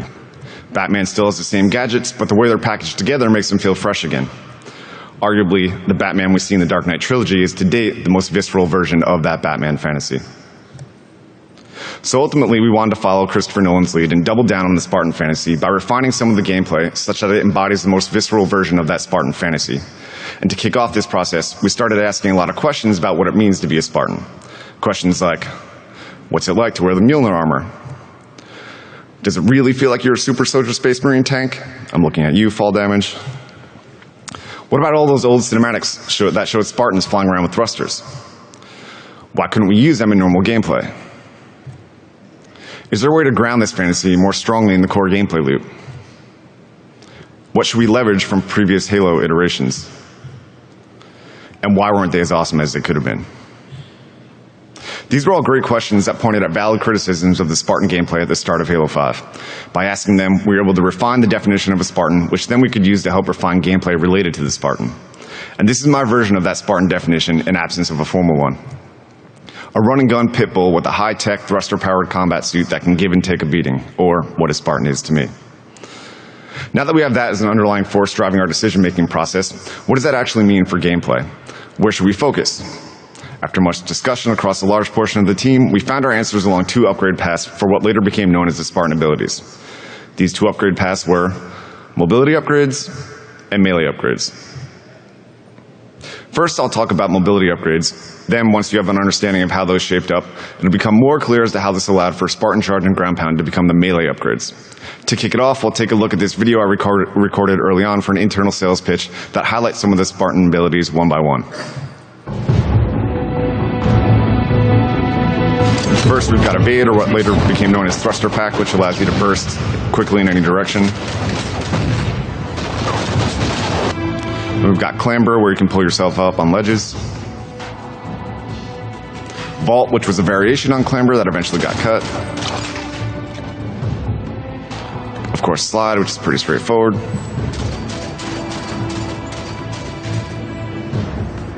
Shoulder Bash, which later became Spartan Charge. And Stabilizer, with some broken animations. Remember, this is pretty early on. Okay, those with the keen eye and those of you who have been paying attention, you may have noticed that the Ground Pound didn't show up there, and that's because it almost got cut. At one point, these were all the features we were going to ship with, but eventually we did manage to pull it back in. Now, before we dig into the details for these mobility upgrades, I'd like to first define the Halo Joust and how that compares to combat and other popular first-person shooters, because I'll be referencing the Joust a lot through this talk. So let's take a look at how core combat in a game like Call of Duty differs from Halo. One of the defining characteristics of Call of Duty is its low vitality model and corresponding short time to kill. It only takes a few shots with any weapon to drop your enemy. The best comparison I can make is to a game of hide and seek. Spotting enemies and getting the first shot off is essential for being a successful Call of Duty player, and there's little time to react. Ultimately, I would argue that your best defense is a good offense here. It's a very aggressive style of play. Conversely, in a game like Halo, the high vitality model creates a substantially longer time to kill compared to Call of Duty. The core combat unfolds much more like a game of speed chess, as the player has a lot more opportunity to react and successfully turn around and encounter if they're attacked first. In Halo, there is more of a focus on anticipating your enemy's next move, dodging their attacks, and baiting them into vulnerable positions.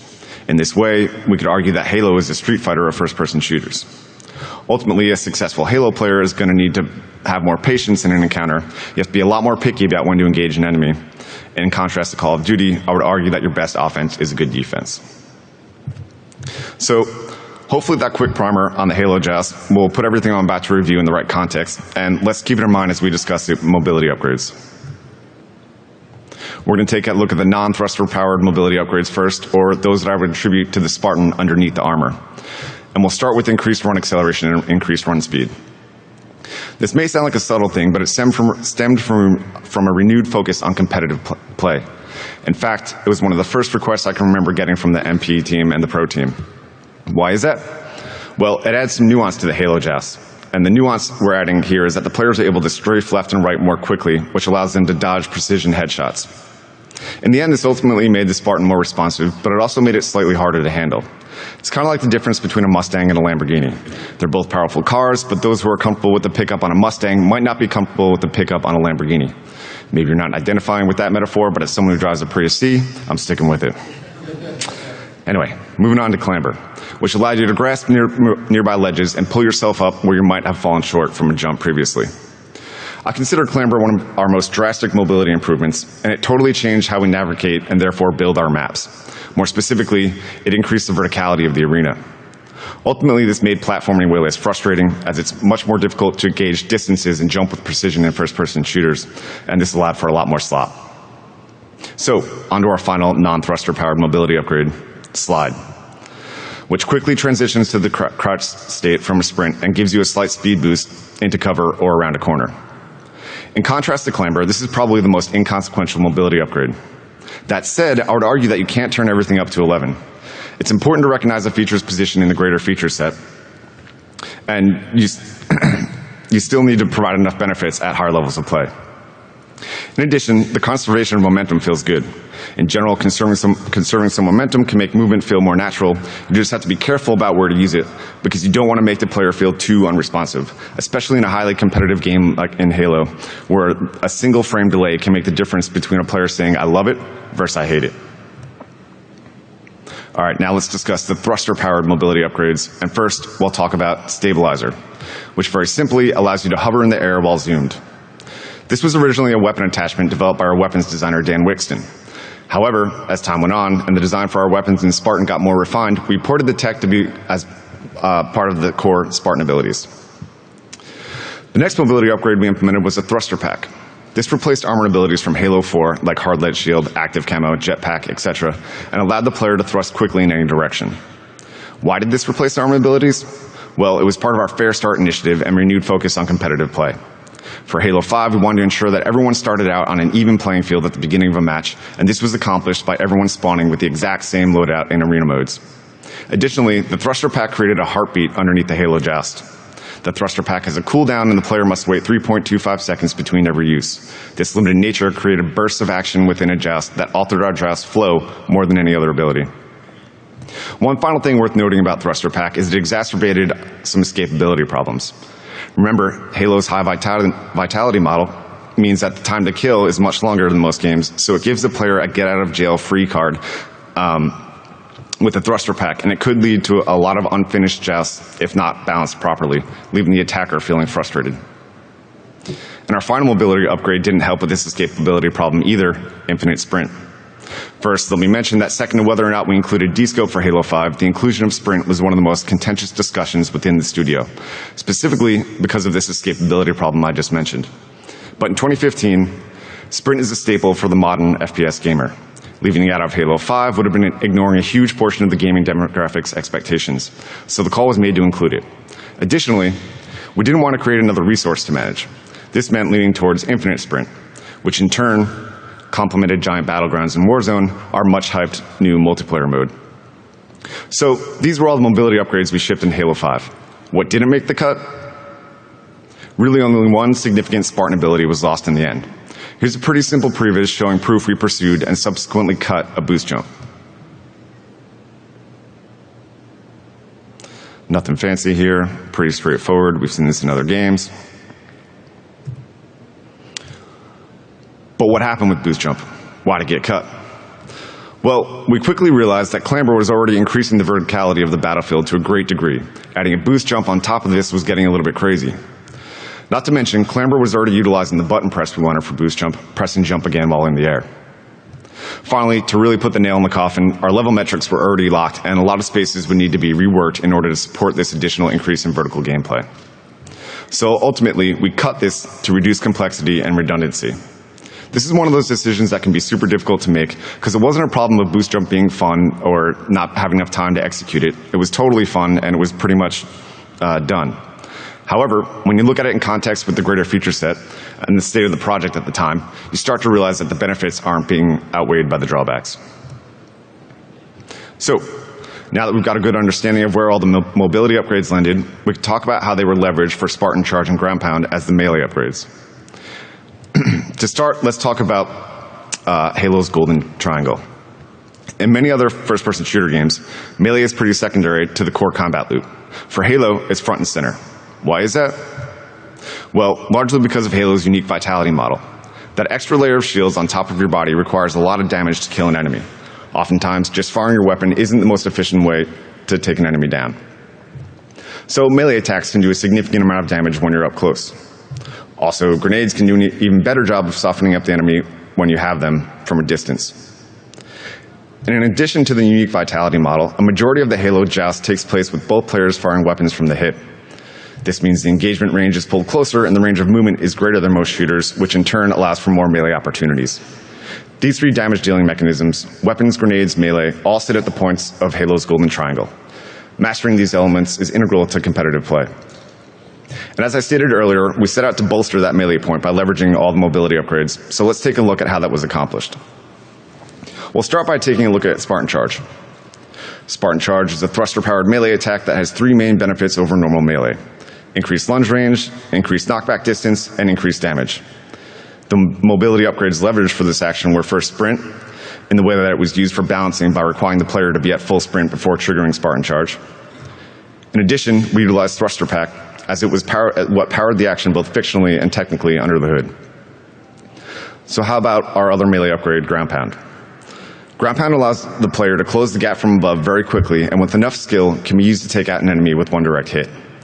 Additionally, the AoE upon landing will knock enemies back just like Spartan Charge and deal the same amount of increased melee damage. The mobility upgrades leveraged for this action were first Clamber, in the way that it allowed for the increased verticality of the battlefield, which then allows for Ground Pound since it has a minimum height requirement. We also utilized Stabilizer, as it was used while charging and allowed the player to line up their target more easily. Now that we've got an understanding of what the mobility upgrades were and how they were leveraged for the melee upgrades, we can move on to the second act of this talk to review Spartan Charge and Ground Pound in more detail. Act 2, Confrontation, or Mapping Actions to Controls. And just to be upfront, this is where the talk starts going deep and I'll be hurling a lot of information your way.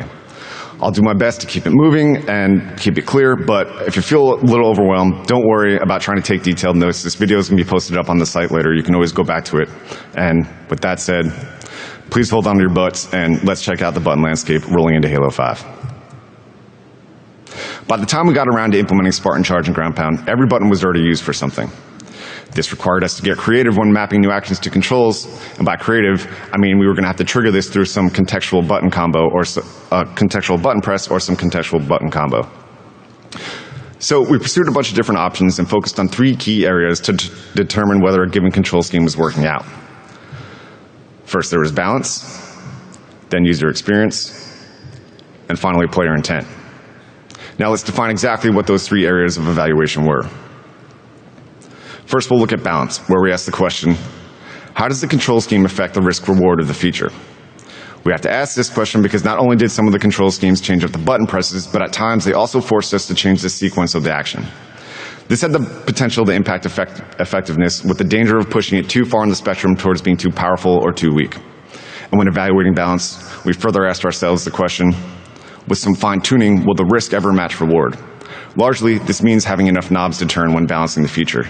Too few knobs meant not enough control to dial in the effectiveness. This idea will be discussed later in the talk, but you can think about designers manipulating variables like an artist using different sized paintbrushes. You get the broad strokes in with the bigger paintbrushes, but then you need the smaller ones to get the fine detail in there. Also, you have to ask if the sequence provides a sufficient opportunity for a tell. We are at great risk of making both of these actions too cheap if we couldn't communicate what was going on to other players, especially for competitive games that require reactions within fractions of a second.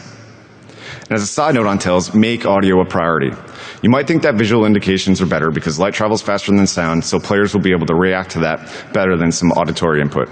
But it actually takes your brain more cycles to process visual input compared to auditory input. This is the reason why races are started with the bang of a gun rather than some other visual notification. Not to mention, if you're playing a first-person shooter, a lot of the action is going to be happening off-screen, so visuals are doing nothing for you there. That said, these are the things considered when evaluating how balanced a control scheme was.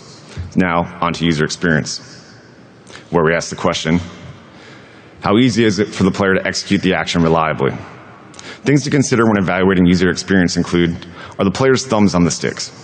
And why is this? Well, movement and aiming are the most twitchy aspects of a first-person shooter, and you need access to that input at all times when you're in combat. Next, we have to ask, is there a risk of triggering this action by accident? And when you're talking about console controllers, this question normally translates to, is the button that triggers this action on the thumbstick? And if so, can you safeguard against accidental clicks? And if not, is it okay if the player triggers it by accident? Which brings us to our next question. Are the buttons chosen for the action intuitive? This is a more subtle point, but important. Largely, this means sticking to conventions that other games in your genre follow whenever possible. But it also means ensuring contextual or combos make sense by being related to the action the button normally triggers. Next, we ask if it's difficult to execute. This is pretty straightforward, but to break it down, it's really two things. Are there too many buttons to press in the combo? And is it physically straining to press the buttons? And finally, are the conditions above satisfied across all the control configurations? We ship with 10 preset control configurations in Halo 5, and it was extremely important to ensure that a majority, if not all, of the above was satisfied with all the control schemes. Now with the user experience evaluation defined, let's move on to player intent. When evaluating player intent, we ask the question, is there any ambiguity when interpreting the button presses? As I mentioned, since we're out of unique button presses, we may have to stomp normal button press actions given the game state context. For example, having one button trigger something when you're on the ground, and the same button trigger something else while you're in the air. This can involve a little bit of mind reading on our part, which is always a bit dangerous. And by mind reading, I mean, at the moment the player hits a button, we had to make sure that they were triggering the action the player intended to execute. For example, did they want to trigger what the button normally does, or did they want the contextual override? So let's dig into some control schemes and see where we landed. First, we'll begin with Spartan Charge, and let's take a look at the original design spec for the feature. We've got a quick description of how to execute it, in this case, pressing melee at top sprint speed. Another quick description to relay its primary role, high melee damage with knockback. Its frequency use, medium, which may seem slightly arbitrary, but I believe it makes sense when you're talking about relative frequency compared to other Spartan abilities.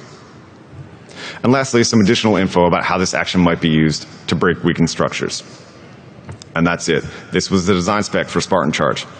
As you can see, I'm not a fan of documentation. I'd much rather start with something simple like this than have conversations with everyone else involved so they can help hash out the details. To an extent, I view my job as a designer to be an idea curator. That is to say, choosing the best ones and combining them together in the most elegant, fun way. Everyone has different approaches to that process, so I'm not going to claim that mine is right. However, I do think that you need to play to your personal strengths when you decide what your design process is going to be. And before I go off on what it means to be a designer, let's take a look at the initial Spartan Charge previews done by our lead gameplay animator, Pat Gillette. Previews was the next step after documentation and happened before a single line of code was written. What you're going to want to pay attention to here is how we transition from run to full sprint, and then the bash, and how those stages are communicated to the player. Here it is with the third-person transition on the bash, and what it's going to look like for an enemy. All right, now let's take a look at our first Spartan Charge control scheme. Thruster plus melee. Now before we dive into this control scheme, I do want to mention that the previews we just watched is pretty much what we shipped. However, we experimented with a lot of different options along the way before coming full circle to that original design. So, Thruster plus melee is one of those failed attempts. How exactly did it work? Well, most of these will have more than one, but there's really only one phase to this control scheme, which is simply pressing thruster and melee at the same time. Pretty straightforward, so let's evaluate how this option scored. On the balance front, we're really only throttling this action by way of the limited thruster pack energy.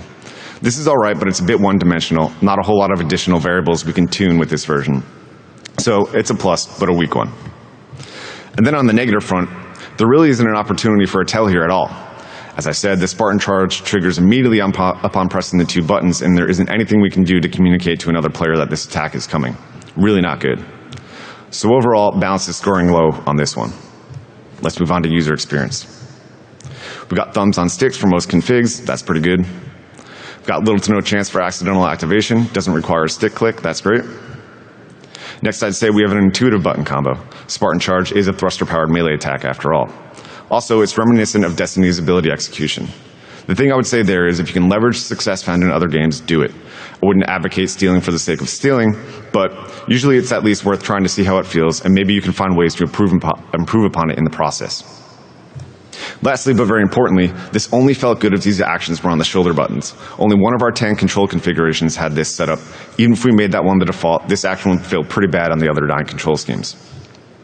So overall, I'm going to score on the positive end of the spectrum, but that -1 weighs it down pretty heavily. Last, we'll look at player intent. I'd say the double button combo ensured the player was making a deliberate attempt to execute the action. No need for contextual evaluation at the time of a button press. So we're actually looking really good on player intent. However, we don't have all the meters on the positive side of the spectrum, and we probably should, so let's take a look at another control scheme. Full sprint followed by melee attack. Just like the previous, the first phase of this scheme was getting to full sprint speed. Then once you cross that threshold, you press melee to launch the Spartan charge. So how's the balance on this one? Well, the time to full sprint provides a great balancing mechanism. I'll discuss that in more detail at the end of this talk, so let's just take my word for it for now. In addition, there's a great tail in this scheme, both with the thrusters flaring and the change in animation stance during the sprint ramp-up phase. So balance is looking really great on this one. Now, on to user experience. We've got thumbs on sticks, not activating this one by accident. It's an easy button press, and it's an intuitive button press. Everybody was already sprinting towards enemies for melee attacks before Spartan Charge was ever pitched. Discoverability was very high with this implementation. Players were triggering it without us ever having to teach how to do it. So user experience is looking pretty damn good here as well. Only one more box to check. Player intent. And it's getting a little complicated here. And by complicated, I mean we can't tell whether the player wants to trigger Spartan Charge or normal melee at full sprint speed. But they can quickly exit sprint by pulling back on the stick and then trigger melee instead of Spartan Charge. So really not the best, but maybe we can afford to score less than perfect on the player intent front? Yeah, I think that's okay. This is what we ended up shipping with, and it turns out this give-take relationship between the 3 areas worked well for ground pound as well. So let's move on and see what happened there. Here's the original design spec for ground pound. First, the activation, melee at fall speed threshold. And in contrast to Spartan Charge, this original pitch was way farther off from the final version, and we'll review why that didn't work in a minute. Then we've got its primary role, deal AoE damage from above. Its frequency use, low, which, relatively speaking, means that it would happen less often than Spartan Charge. Other uses, knock back nearby grenades with AoE push, and break weakened structures. There it is, short and sweet. Now, here's another previous animation from Pat Gillette. Let's check it out real quick. First, notice the fall speed threshold, then melee to launch the attack. Here it is from third person. All right, let's check out that control scheme. Fall speed threshold, followed by melee attack. Since this attack is executed in the air, the first phase is always a jump. The next phase for this scheme, which would then be reaching a fall speed threshold. Then, once you reach that threshold, you press melee to launch the ground pound. So let's take a look at balance. We've actually got a pretty good opportunity for a tell. As with Spartan Charge, you have a solid animation stance change when you're falling at the fall speed threshold. That's not bad. However, this was very, very difficult to pull off. Not only was your enemy sprinting, thrustering all over the place, you were falling fast through the air. Timing all this to land a hit was near impossible. We couldn't tune this to be easy enough. The core execution was just too difficult. So we're not looking great from the start, but let's move on to user experience. We've got thumbs on sticks for most configs. It's an easy button press. You're not triggering this one by accident, but it's just not intuitive at all. In my head, the fall speed threshold made total sense on paper, maybe a little bit like the full sprint speed requirement for Spartan Charge, but in reality, not so much. I don't think one person found it intuitive in the studio. So we got a few pluses here, but ultimately the drawbacks are so strong we're barely in the positive on this one. And now let's talk about player intent. There's really no great way to tell if the player wants to melee or ground pound upon reaching the fall speed threshold. We tried to read the player's pitch as an indication, but that difference was just too subtle and too fine of a line to truly differentiate a melee versus a ground pound. So player intent really not looking good on this one either. Obviously the score isn't up to par on this one, so let's take a look at something that was a bit more successful. Hold melee. Again, for this one we'll start with a jump, but then we drop the fall speed threshold phase and replace it with a charging phase by pressing and holding the melee button in the air. Then, once the charge duration is complete, you release the melee button to launch the attack. So let's take a look at balance. Turns out the charge time provided a great balancing tool. In addition, it gave us an opportunity to utilize stabilizer while the player is charging so that they could aim at their target a little bit more easily. Also, this new charge phase created a great opportunity for a tell, both with the silhouette change and the thrusters flaring. So on the balance front, we're looking pretty good here. Now let's take a look at user experience. Again, thumbs on sticks, no chance for accidental activation, easy button press, and finally an intuitive button press. Remember, Spartan Charge and Ground Pound are considered melee upgrades, so it's a good idea to associate them with the melee button. So we really nailed it on user experience with this one, high marks again. Lastly, player intent. By evaluating the game state, we were able to anticipate the player's intent with enough accuracy with regard to executing normal melee versus ground pound, but it wasn't perfect. It required some special case melee button press handling in the air, which I'll briefly touch upon. First, this special logic only applied while the player is in the air. While on the ground, pressing melee behaves exactly as it always does. So this sequence always starts with the jump. Next, the player is going to have to press the melee button. No surprise there, but here's where we start diverging from the normal melee logic, and it's not clear exactly how to proceed at this point. At the time of the button press, we check to see if the player has a melee target. A cone is used to define this search. If the player does indeed have a melee target at the time they press melee in the air, the player lunges towards the enemy for a melee attack. That is to say, it behaves exactly as it normally does on the ground. It's also to say, if you have a melee target in the air and you press melee, you can't start charging ground pound. It's just not allowed. But if you don't have a target at this point, we keep evaluating the player's input for a bit longer, 0.25 seconds to be exact, before we take any action. If the player releases melee before that time is up, they trigger a normal attack and swing in the air. However, if they continue to hold down the melee button press through the time window, the ground pound sequence kicks in and the player enters the charge state. So that's the special case melee button press handling in the air. I'm guessing a majority of players don't even think twice about it, but it can lead to some unresponsive button presses in the heat of combat. At the very least, we do our best to monitor feedback on the forums from the community, and this certainly isn't an issue that's been rising to the list of the top of their grievances.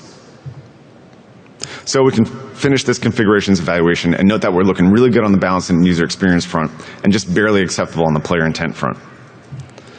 Despite this problem with player intent, the scheme ended up being the winner, and it reinforces the idea that you're not always going to find the perfect solution to your design problem. Perfection really doesn't exist in game development.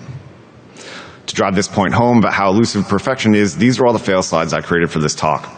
I only ended up having time to discuss 2 of them, not to mention these slides only represent the schemes that we actually implemented. There were even more options pitched, but they failed the minimum requirements so clearly that we didn't even bother trying them out in game. The bottom line here is sometimes good enough is the best you're going to get. It's a hard pill to swallow, but if you have any desire to ship your game, you have to recognize it. So now that we had the controls locked for Spartan Charge and Ground Pound, it was time to focus on the specific variables driving the action underneath the hood by diving into the third act of this talk, Act 3, Resolution, or Tuning for Balance. Now, we had to ensure that we continued to deliver a Halo experience that holds up against countless hours of competitive play from the most skilled gamers in the world. We really pushed the esport nature of Halo for this release, so these new actions had better fit into that model. Mainly this meant making sure the actions weren't too OP, but the ultimate goal was always to introduce features that were balanced and fully embraced at the highest levels of competitive play. So let's talk about what balance means. In Jamie Griesemer's 2010 talk about tuning the time between shots of the sniper rifle, which is largely multiplayer focused, he says balance is a state, not a process. He goes on to define balance as longevity, breaking this down further by saying the game can be played indefinitely without developer intervention. He also says balance has nothing to do with fun. And before we examine that comment more closely, conversely, in Jamie's 2011 talk about tuning the projectile speed on the plasma rifle, which is largely single-player focused, he goes on to say, tuning has nothing to do with balance, and tuning is crafting fun. Now that we've got that down, I'm going to summon Gavin Rosdale, who's famous for wondering if there's any sex in your violence. Now, he's wondering if there's any fun in your balance. Of course there is. Halo is extremely balanced and extremely fun, and Spartan Charge and Ground Pound need to be both balanced and fun as well. So I'll call in another 90s alt-rock star Billy Joe to back me up with his lesser-known song, Walking Contradiction. What do we make of Jamie's mutually exclusive comments regarding the two forces of balance and fun here? While I agree with his underlying sentiment, we should look at the definition of fun in the context of competitive versus non-competitive games, or game modes, or even difficulty levels for that matter. First, competitive games are fun because they're balanced. Competitive gamers like balanced experiences as they promote usage of a wide variety of tactics that take a long time to master in order to be the best, emphasis on being the best. Alternatively, non-competitive games are fun because of the fantasy fulfillment, which sometimes necessitates the player getting an unbalanced leg up on their enemies in favor of making them feel like a hero, emphasis on making them feel like a hero. So really, being fun and balanced are not mutually exclusive, so long as you're all right with multiple definitions of fun, depending on the context. And now that you all understand where my ideas of balance and fun lie, let's talk about balance knobs, another variation on a theme from one of Jamie's talks. In order to help focus my balancing efforts, I identified specific balance knobs for each feature. These are variables that I found to be most sensitive during the balancing process. There are tons of other variables that require tuning to get Spartan Charge and Ground Pound to a polished state, but their impact on balance was minimal. Now, I'll define some specific balance knobs in a few minutes, but before we do that, we're going to take a look at a process for tuning these balance knobs. First, we must identify the goal, which should define what balance means for that variable. Balance needs to be taken in context, and it's worth making sure that you have clear goals defined so you know when you're successful in pushing the needle in the right direction. Second, we should think about existing metrics. Whenever possible, find similar values in your game that are already balanced or locked as a point of reference. This should help put your first guess in the ballpark and serve as a guide for future iterations. Next, you should think about defining a quantifiable test you can perform at your desk to further refine the initial value you've chosen. Sometimes this can be hard, especially when you're talking about a multiplayer game that can require more than one person to test. That said, it's an important step to take because your time with scenarios that are truly representative of the final gameplay will be limited, for example, external user research sessions. Which brings us to stress test refinement. You have to get away from your desk and test your tuning on the most stress you're able to simulate. For us, this mostly occurred in the form of daily playtests within the Sandbox group. But luckily, 343 also took on some pro Halo players to help with the development process of Halo 5. This gave us a unique opportunity to perform extreme stress tests on a weekly, sometimes daily basis. Pro Team's ability to locate cracks in the foundation and exploit them was incredible. They were involved with helping us find the final tuning for just about every weapon and every feature in the game. And now that we've defined what balance means, what balance knobs are, and we've got a balancing process to help guide us, let's dive into some specific examples. So here's a list of balance knobs I've defined for Spartan Charge. Remember, these are the variables that I found had the greatest impact on balance while developing the feature. We've got time to full sprint, launch speed, launch distance, damage, knockback distance, and recovery time. Since time is limited, I've chosen the balance knobs highlighted in blue to cover in more detail here, so let's break them down with the tuning for balance process by starting with time to full sprint. First, we've got the goal. We need to find a value that affords the player opportunities to use Spartan Charge mid-joust, but in the process don't make our escapability problem worse. So that's our challenge. Next, we take a look at existing metrics. And for this variable, we might want to test the time to full sprint against average hallway length in arena maps. You want to make sure the player can spot an enemy and reach that target in your average play space. Next, we need to find a quantifiable test at our desk. This one's pretty easy. Just load up some arena maps and ensure the average hallway length gives the player enough of a runway to reach top sprint speed. Finally, stress test refinement, where the real magic happens. Pretty early on, we realized that for Spartan Charge to be of any use mid-joust, we had to have a ramp-up time that was actually shorter than we had in Halo 4. So we needed to look into ways that this shortened ramp-up time didn't hurt escapability by introducing additional throttles on sprint besides that ramp-up time. And first, we upgraded stopping power. This actually already existed in Halo 4, and what it did was kick you out of sprint when you received damage. We tweaked it so it took the amount of damage received into account, and that made it a little bit less frustrating. But either way, this sprint throttle alone wasn't going to be enough to cut it, for sure. So we tried implementing a system where shields don't recharge during sprint. This had a huge impact on curbing escapability and ultimately meant that if you tried to run away mid-joust after receiving damage, you're going to be stuck in that vulnerable state for as long as you're sprinting. But we still found this wasn't enough. So we tried making it so the player shows up on the motion tracker when the shields are down. We actually shipped this in the beta for those that remember, and it did have the effect of making it easier to track down injured players for the kill. However, ultimately, it felt kind of cheap because there wasn't really anything the player could do to avoid this visible state on the radar. So the last thing we did was compress sprint towards the run speed. In order to understand the significance here, you have to remember that you can't fire your weapon while sprinting. So if you sprint at a speed closer to the run speed, where you can fire your weapon, it'll be easier to track and kill your enemy while they're sprinting away. Ultimately, these changes reduced escapability enough to the point where we were able to reduce the time to top sprint speed to a value of 0.8 seconds in order to make Spartan Charge more viable mid-joust. And for a quick demonstration, let's take a look at sprinting in a smaller arena map. What you want to pay special attention to is how I start sprinting when you see the enemy at the end of the hallway, and I can indeed reach full sprint speed by the time I reach them.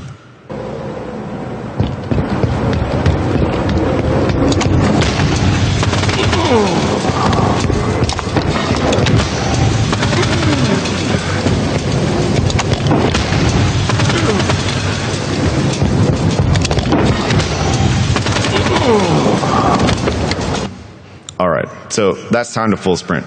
Now let's take a look at the next balance knob. Knockback distance. The goal here was to sell the power of the Spartan Charge and increase its effectiveness without making the target too frustrated. Other than straight damage, knockback is the most important value when considering the player's perception of power for Spartan Charge, and it creates an additional tactical advantage, a little bit of disorientation, knocking players off ledges, etc. And when we're considering existing metrics, I found that using the assault rifle's effective or red reticle range was actually a great relative measurement to ensure that the player can finish off the 1-2 punch. As a simple test for tuning at your desk, I made sure you could follow up with 3 assault rifle shots for the kill without touching the aim stick. So if your camera is level at the time of the Spartan Charge impact, just hold down the weapon trigger and you should be able to snag the kill pretty easily if you have the AR equipped. For stress test refinement, it turns out the assault rifle effective range was a great measuring stick, but knockback was inconsistent. Why is that? Well, physics is inherently unpredictable, and that's what we were using to drive the knockback. Physics can lead to a lot of fun interactions, but it can also be a designer, aka control freak's worst nightmare. So use it wisely, and only where the benefits outweigh the drawbacks. Because emergent gameplay is awesome, but predictability is king.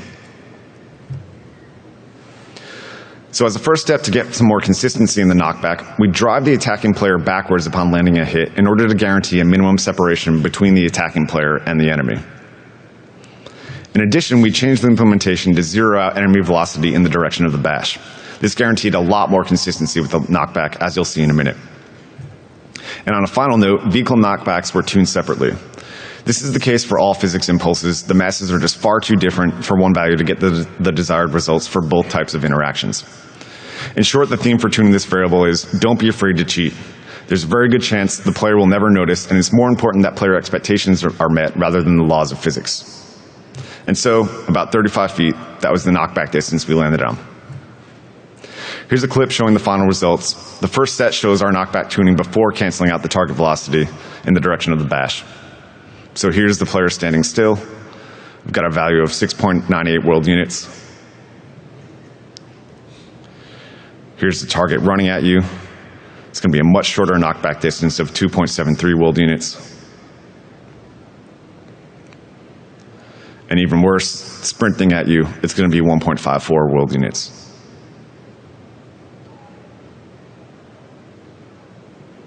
So this was after zeroing out the target velocity. 3.65 standing still. 3.65 running.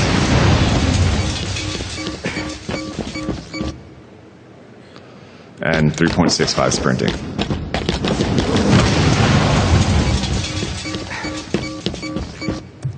All right, that brings us to the end of the Spartan Charge section. Let's take a look at the balance knobs for ground pound. We've got charge duration, minimum height, launch speed, damage, AoE radius, knockback distance, and recovery time. Again, we'll take a look at the values highlighted in blue before wrapping up this talk. Let's start with ground pound charge time. The goal here is going to be finding a value that's long enough for the target to see or hear the charge and react, but not so long that the attacker can't track the target. Where can we look for existing metrics? Maybe the plasma pistol charge time. As a side note, I never actually started by examining an existing metric when I started tuning this value. In writing this talk, I decided I probably should have looked at the plasma pistol, and when I went back to actually look at the value, we ended up shipping a time that was exactly the same for ground pound charge and plasma pistol charge time. So, some evidence that I'm not totally full of shit here. On to tuning at your desk. This one was actually kind of difficult to tune outside of monitoring use in competitive matches. However, launching 2 clients with another person to see if they can either 1, take you out with an assault rifle when the attack is visible, or 2, run to safety if they hear the attack off screen. So we found an initial charge time of 0.5 seconds that was okay in a controlled condition, and that's what we shipped into beta. However, it didn't really hold up. Though it theoretically gave the player enough time to react in a controlled scenario, we found that time to be too abusive in real life. So post-beta, we overcorrected to 1.0 seconds, but then through extensive playtesting, we found our final value of 0.75 seconds. And that's really it. This really only went through some minor revisions after the initial tuning. What I really wanted to emphasize here with this slide was how helpful the existing metric stage can be. And to wrap up this variable discussion, let's just check it out in game.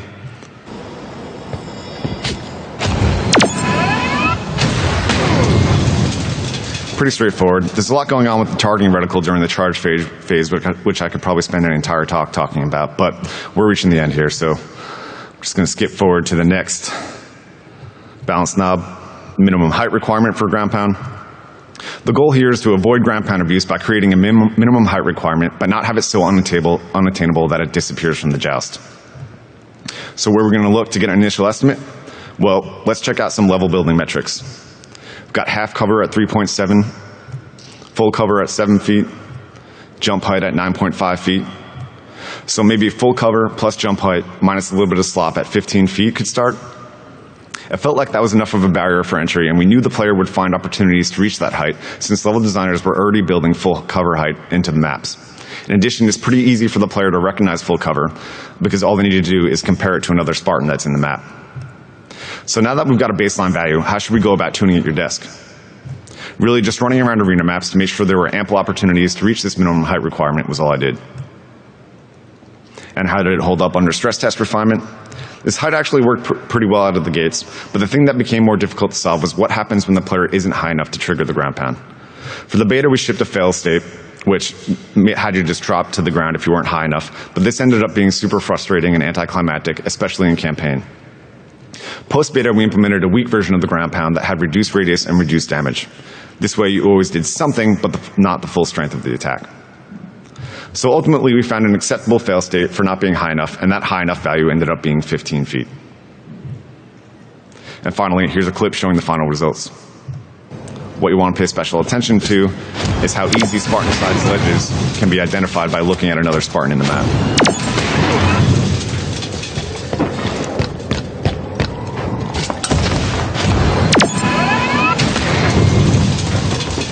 As you can see, ample opportunities to pull off the ground pound in just that small arena space. And in conclusion, it's time to sum up all the noise I made during this talk so that you might take some actionable learnings home with you. First, let's discuss some high-level guidelines for choosing where to innovate. Number 1, stay on top of trends.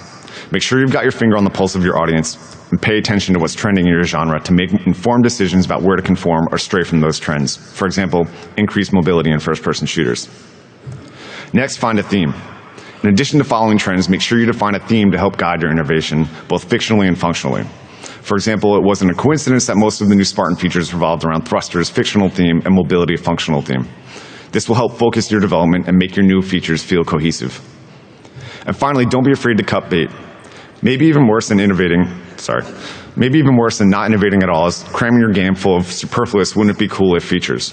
This will make your game feel watered down and unfocused. If something's not working, or there's another feature already fulfilling that gameplay role, just drop one and keep the other. And for mapping actions to controls, remember that buttons are a precious commodity. When it comes to adding new player actions specifically, you are first and foremost limited by the buttons on the controller. Be extremely confident that adding a button combo is necessary and that no other action should be removed to make room for that new feature. Next, not all buttons are created equal. Not to hurt the D-pad's feelings, but it sucks having actions assigned to those buttons when it requires a quick press. Additionally, stick clicks, avoid these whenever possible and make sure it's okay if they're clicked by accident. Finally, balance and user experience are the king and queen. Ultimately, when evaluating control schemes, balance and usability are the top measurements of success. Some strategic sacrifice of player intent ended up being the compromise for both Spartan Charge and Ground Pound. I don't think that was a coincidence. And lastly, some guidelines when tuning for balance. Use existing metrics as relative forms of measurement. This may not be super helpful when starting a game from scratch, but when you're on the 7th iteration of a title, more than likely there are already guidelines and or precedents set for the value you're trying to tune. Also, find a quantifiable test for baseline tuning at your desk. This is super important, especially for the indie devs out there. Find a way to stress new tuning values at your desk that are representative of normal play. Maybe that means scripting AI in a specific way to recreate an easily repeatable use case. Whatever it is, make it happen. Finally, refine your baseline tuning by playtesting under as much stress as you're able to simulate. Depending on the size of your team and where you are in your project, this might be difficult. But make sure you do this when the opportunity presents itself, or better yet, make those opportunities happen with an expense and a cadence that you can afford, whatever that may be. And last but certainly not least, many people were involved with the development of these features I covered during the talk, but I have to give a special shout out to the following folks for playing an integral role. Tim Longo, our creative director, Chris King, our lead sandbox designer, David Pashut, our senior sandbox engineer, Pat Gillette, our lead gameplay animator, Jeff Palmer, our effects artist, and Sam Wolpert, another gameplay engineer. So, if you found this talk enjoyable and want to hear more about gaming in 140 characters or less, you can follow me on Twitter at Ryan Darcy. Thanks for coming to my talk, and I hope you take away some useful learnings to apply on your own. Feel free to hit me up with additional questions on the internet, and we should have some time now. So if you guys want, run over to the mic, and be sure to fill out your survey after this. It really helps us refine the talks for the future. So thanks, guys. I really appreciate it.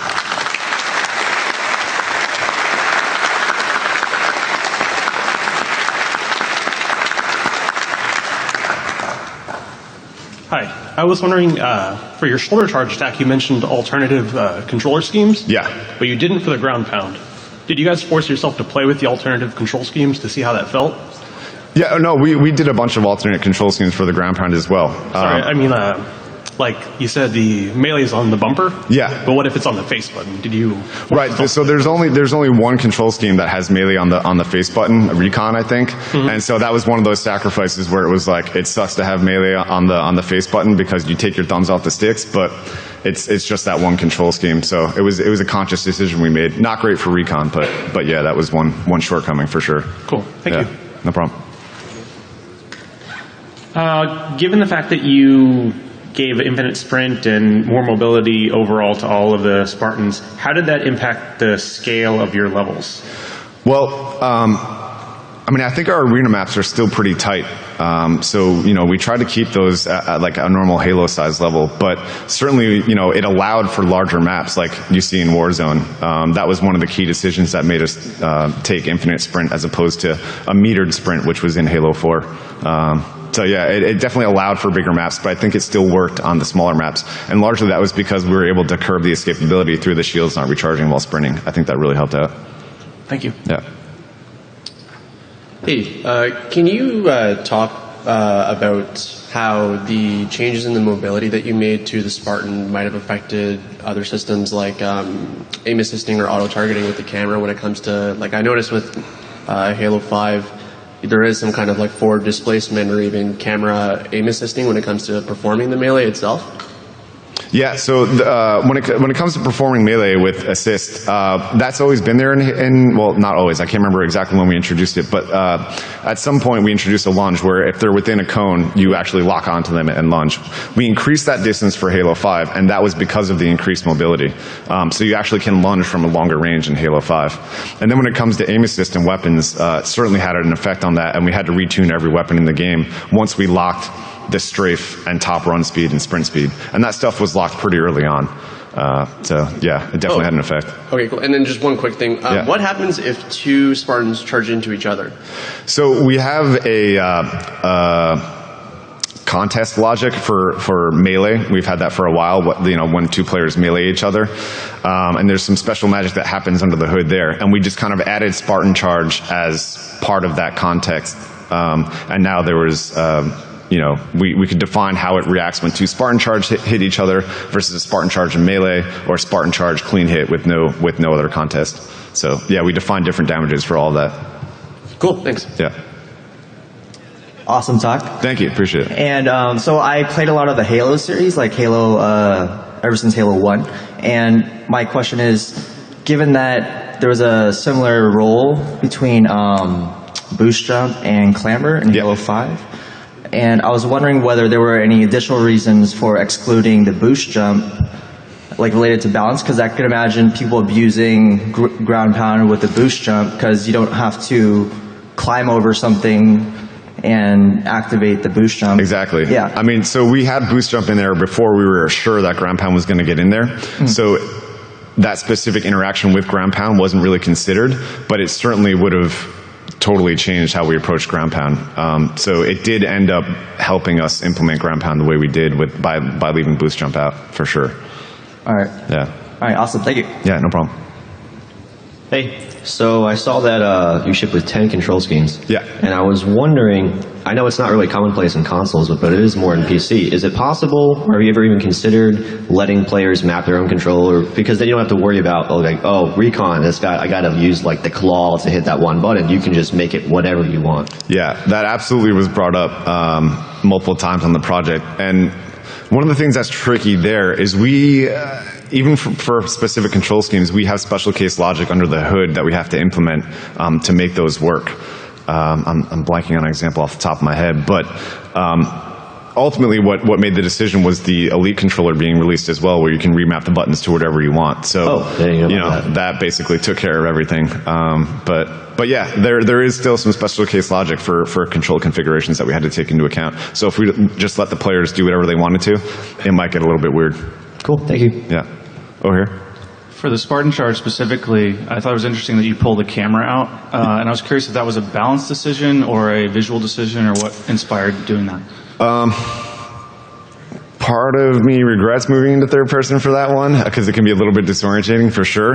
But the decision was made early on to make both Spartan Charge and Ground Pound third person, and it was largely from just selling the impact of the action. Like Spartan Charge was feeling a lot like Evade when we had it in first person, so it just kind of helped sell that you were having an attack rather than some boost. So yeah. Cool. Thanks. Yeah. Over here. Cool. Great talk. Thank you. I'm curious about how changing and balancing the Spartan abilities, how did you work in tandem with the campaign designers, and how did that affect the campaign, since this seems like you're balancing a lot for multiplayer specifically? Yeah, maybe TJ can come up here and complain about that. We definitely in the Sandbox group do stress test our features in the multiplayer mode first and foremost, and that's largely because the features come under the most stress there, so we're going to find the cracks more quickly and more easily there. So really the next step after that is testing how these things work out in the campaign sandbox. So it's a lot of back and forth. Like I said, boost jump, one of the reasons why it was cut, because all the level designers had already, gray boxed their maps and had certain areas that they didn't expect the players to get to. And if we put boost jump in there, it would have been like a huge rework to get all the maps redone. So yeah, it's tricky, and for better or worse, we do focus on multiplayer first. It does make it probably a little bit frustrating for the campaign guys, but I mean, it's our next most important step. So, do you know if any of the abilities were changed for the campaign, or did you keep the same metrics of everything? I'm trying to think specific. I know a lot of weapons changed up based on the campaign experience. I don't think we changed a whole lot for the Spartan, to be honest. Okay. Yeah. Thank you. Yeah, no problem. Thanks a lot for the talk. Yeah, thanks.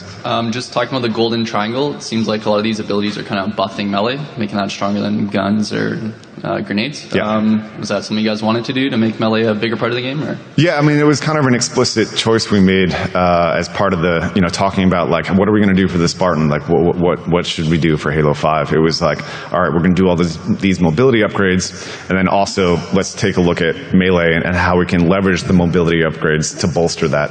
And it's kind of subjective as to like, why we made that decision, but it felt like a nice packaged product to deliver in Halo 5. So cool. All right. Thank you. Yeah. All right. I think we're all good here. Thanks, y'all. Appreciate it.